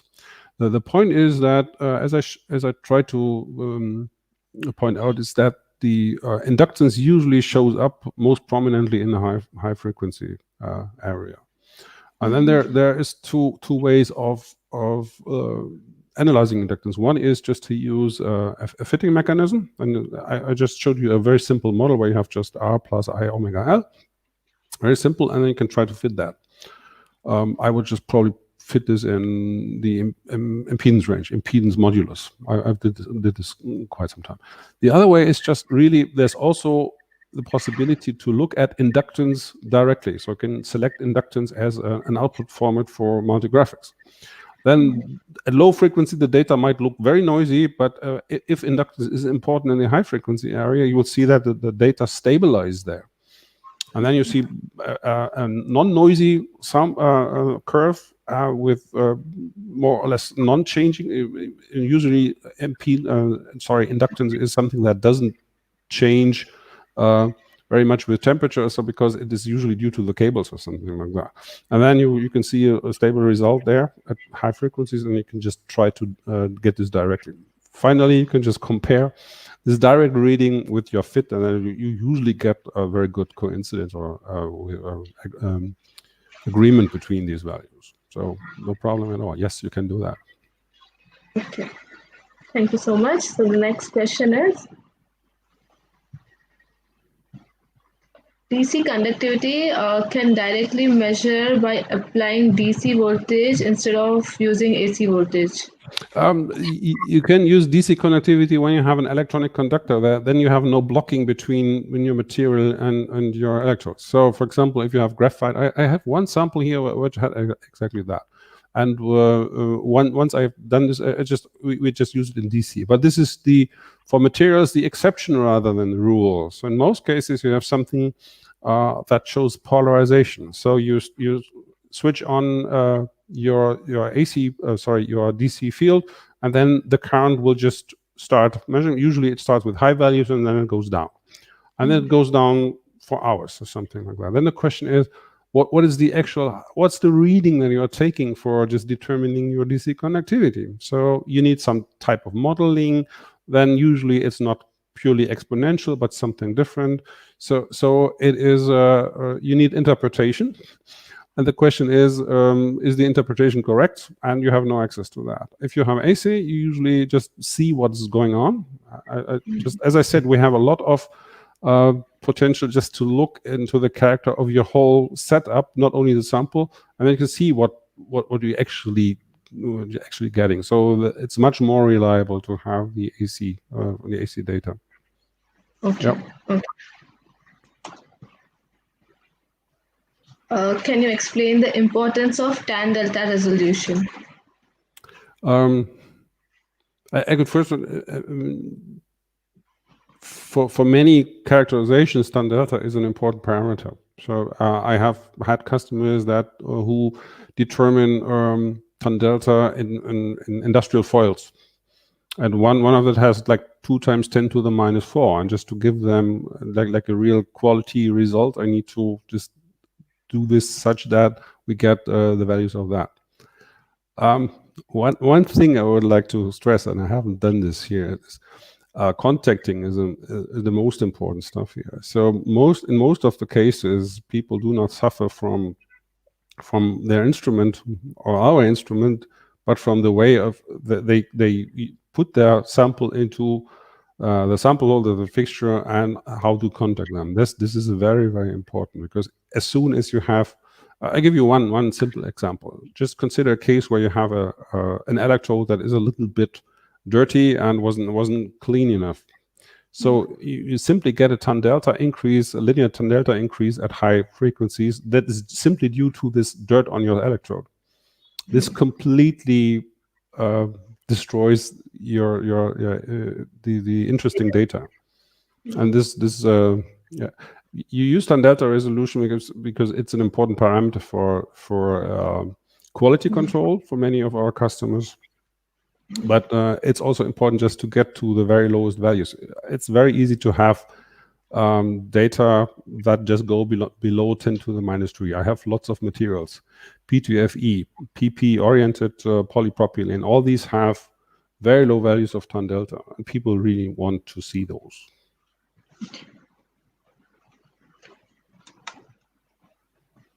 So this question, suppose we use DC instead of AC, can we report the data interpreted currently? So that time it was the higher harmonics data plot which you had showed, which was voltage, current versus time.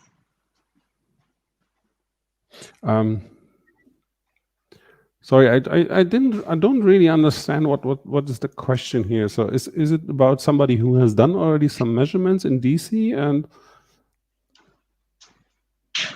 So you had shown us a data plot, which was this voltage, current versus time. So they are asking if they can use DC voltage instead of AC for that for that kind of a data interpretation. So what kind of experiment was it? Voltage, current versus time? So yeah. Yes. Yeah. So what was in the second one, right? I think it was the 10th slide of your second presentation. Okay, let me just try to go there. Okay.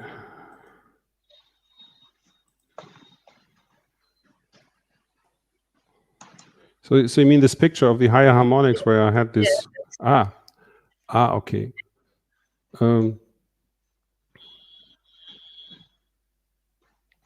So let me go back to, so now I know what I'm talking about.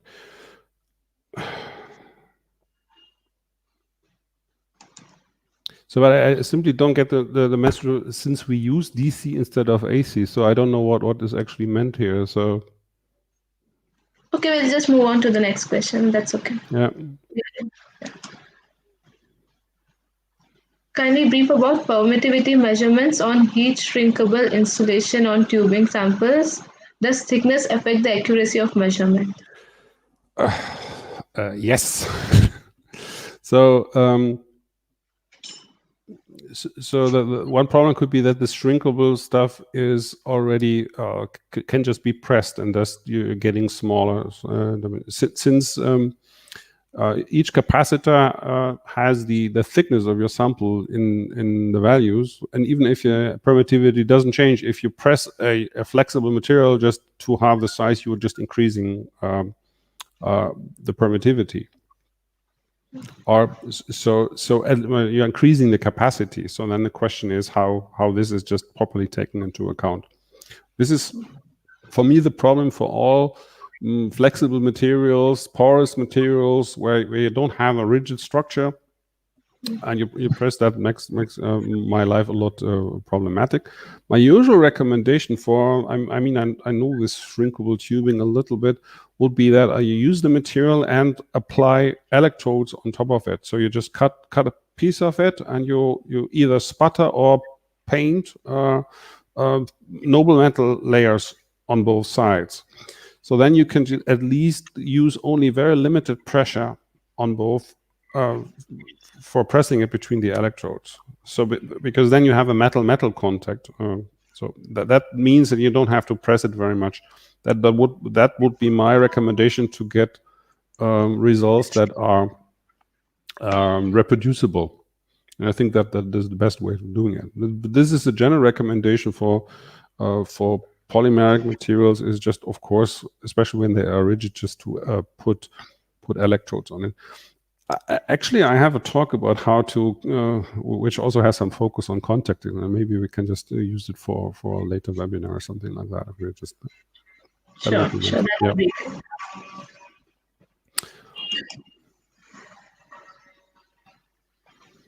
How do dielectric spectroscopy on liquid dielectric? Is there any separate high voltage cell? So they're talking about cells.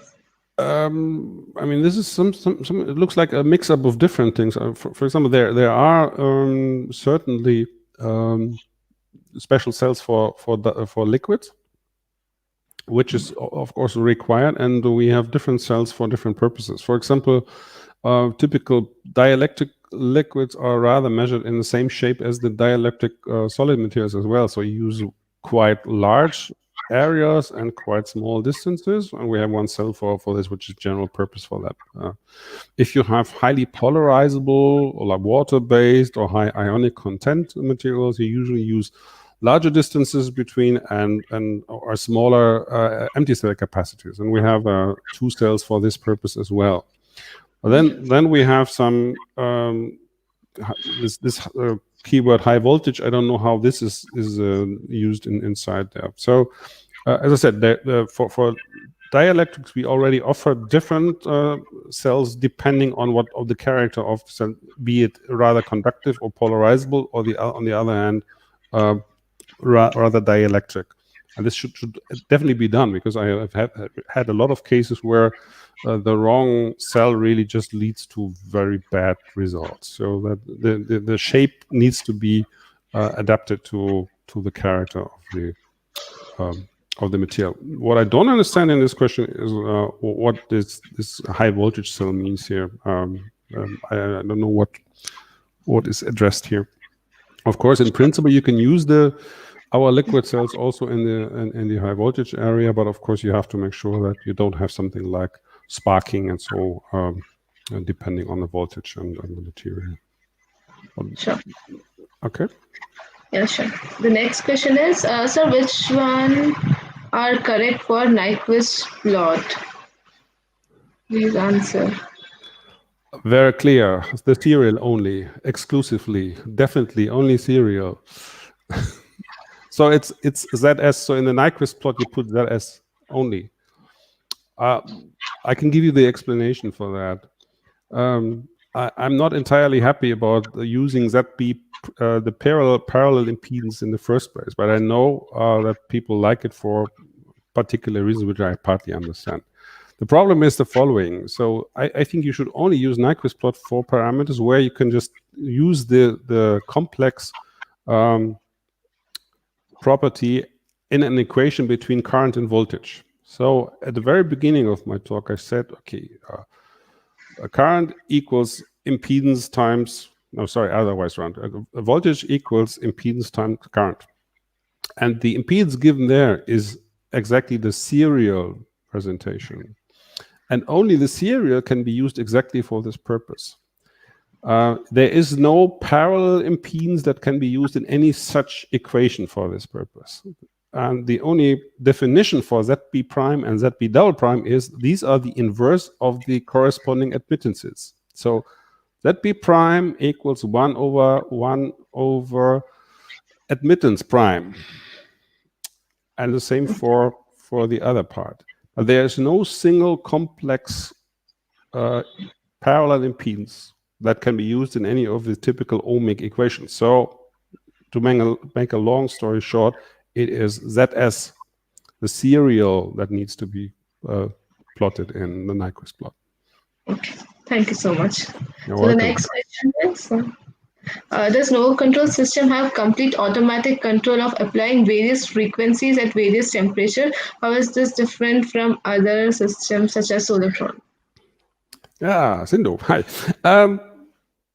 Yes, it is. It does perfect automatic control, applying various frequency and various temperatures. Not only these ones, you can also use other parameters like time. There are experiments where you have a sample that changes with time. Polymerization is one of these cases. And you can also use additional parameters like DC voltage or AC voltage. For example, if you want to look at different nonlinear properties and you would like to increase the AC voltage during the experiment, this can be used as additional parameters, and this can all but be done fully automatically. You can just go to your office or even home and let the system run and do all these complex experiments and come back and everything is done. Some difference between Nova Control and Solartron is that, as far as I know, we are the only company that supplies the temperature control system and software, and the impedance analyzers just from one manufacturer. So we are the sole responsible company for all of these turnkey systems, for all components. So we build everything. That also makes it clear if something goes wrong, there's no blame game saying, okay, this one isn't working, and said, okay, this is the temperature controller, this is the software, this is whatever. It's always us who need to be addressed in case of any problems. The other thing is I mentioned this regarding the dielectric spectroscopy stuff. So some people call these devices the dielectric interface. So I think we are also the only company that offers dielectric measurements that just use devices that cover everything from extremely conductive, or at least conductive for the ionic sense, to extremely dielectric. So you never have to change the device upon different temperatures. And that's very important, because only this allows fully automatic measurements. This is one more question she has: can the data be generated in 3D? Actually, the generation is clear. They can be displayed in 3D. Yes, of course. So you can both WinData and the new data can have a possibility to show three-dimensional data, where you can select every. So if you have more than 2 free variables, you can select the variables that should be used for the x and y axis, and you can of course select the z axis with one of the measured parameters, be it like permittivity, double prime, or whatever, and you can manipulate and turn it and so on. Yeah, 3D is there. Yes. That's really nice. That's really nice to know. What is the temperature range? 30 teraohm. Shall we have any use of any dielectric interface hardware needed? Yeah, the large impedance. I said this discussion is always about how.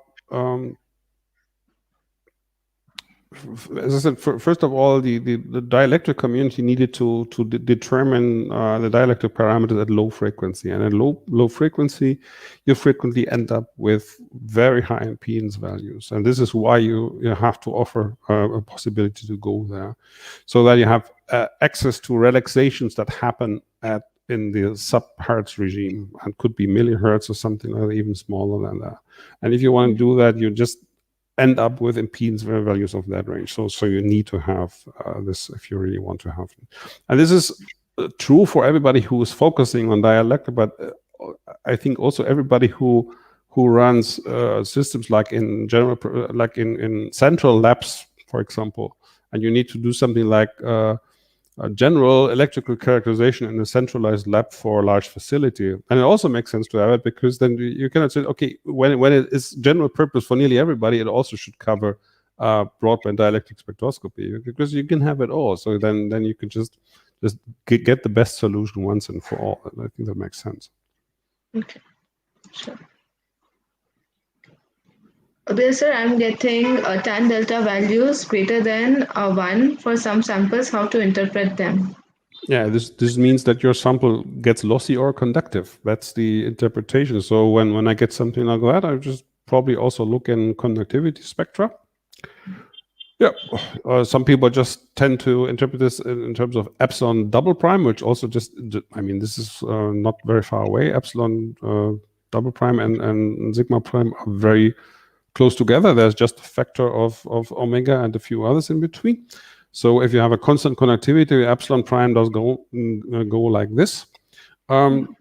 So I would certainly just also change or look at the data in terms of conductivity as a function of sigma prime as a function of frequency, or epsilon double prime as a function of frequency, and also follow up on this depending on temperature. That also gives you, for example, if you plot sigma times T versus 1 over temperature, you can just get something like an activation energy and so on. And then, of course, you need to interpret why you get conduction. So what type of material is this? What are the ingredients? Is there electronic conduction, or is it ionic conduction? Is there anything in there that could cause this type of conduction or loss? Could also be a lot of rotational diffusion there, but this is mobility. So there's something highly getting more and more mobile in the system that creates loss. Yep, something like that. Okay, understood.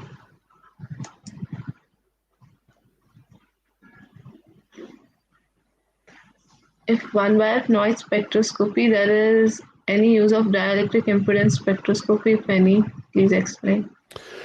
I'm actually not an expert in 1/f noise spectroscopy, so I'm really not capable of just putting a proper answer to that. Maybe if I get more explanation what this is in detail about, I could try to answer that in more detail. But at the moment, I'm not really aware of what this is about. Sorry. Sure. Okay.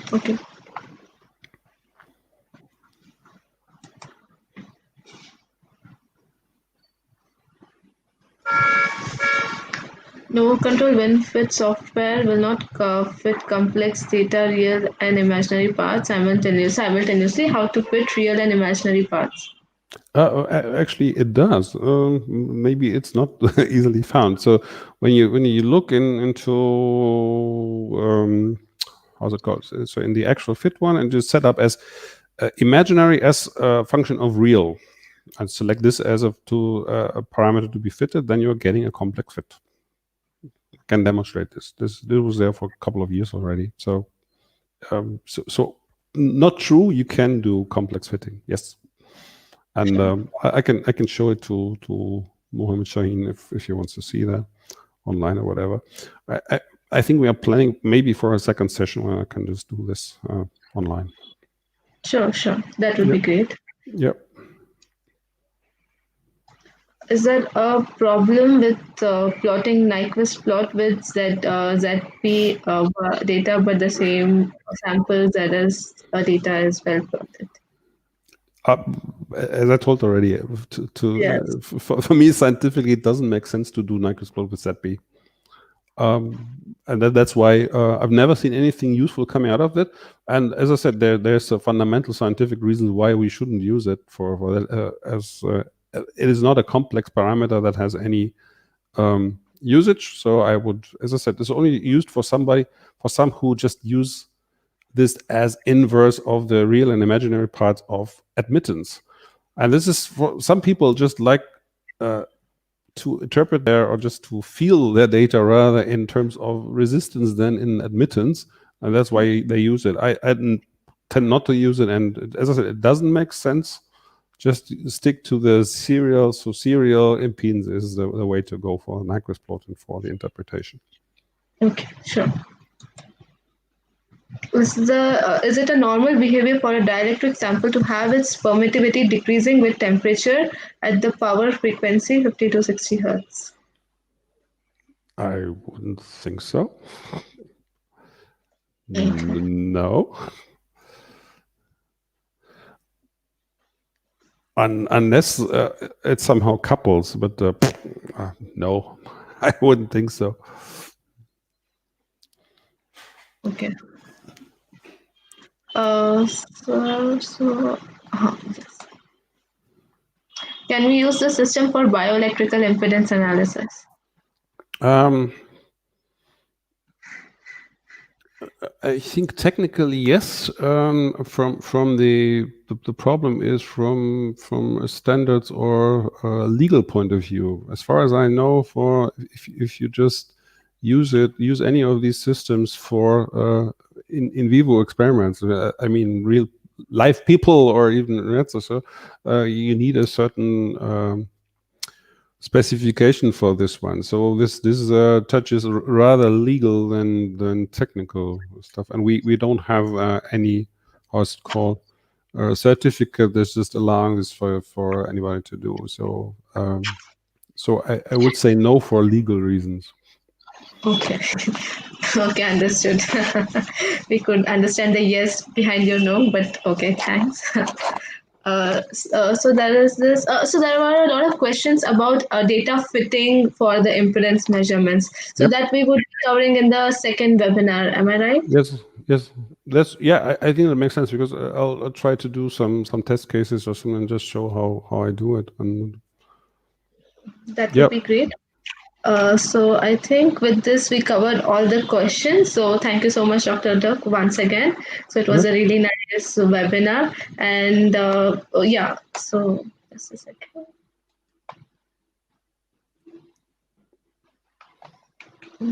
Yeah, we would be hosting more such webinars in the near future. You can follow us on our Facebook page, or you can subscribe to our YouTube channel, and then you will get notified whenever we are hosting a new session. And also, you can contact us if you have any more questions or information which was not cleared in this webinar. So we can answer you that separately. So thank you for being such a great audience. Have a great day. Stay safe. And thank you for being such a wonderful audience once again. Thank you so much.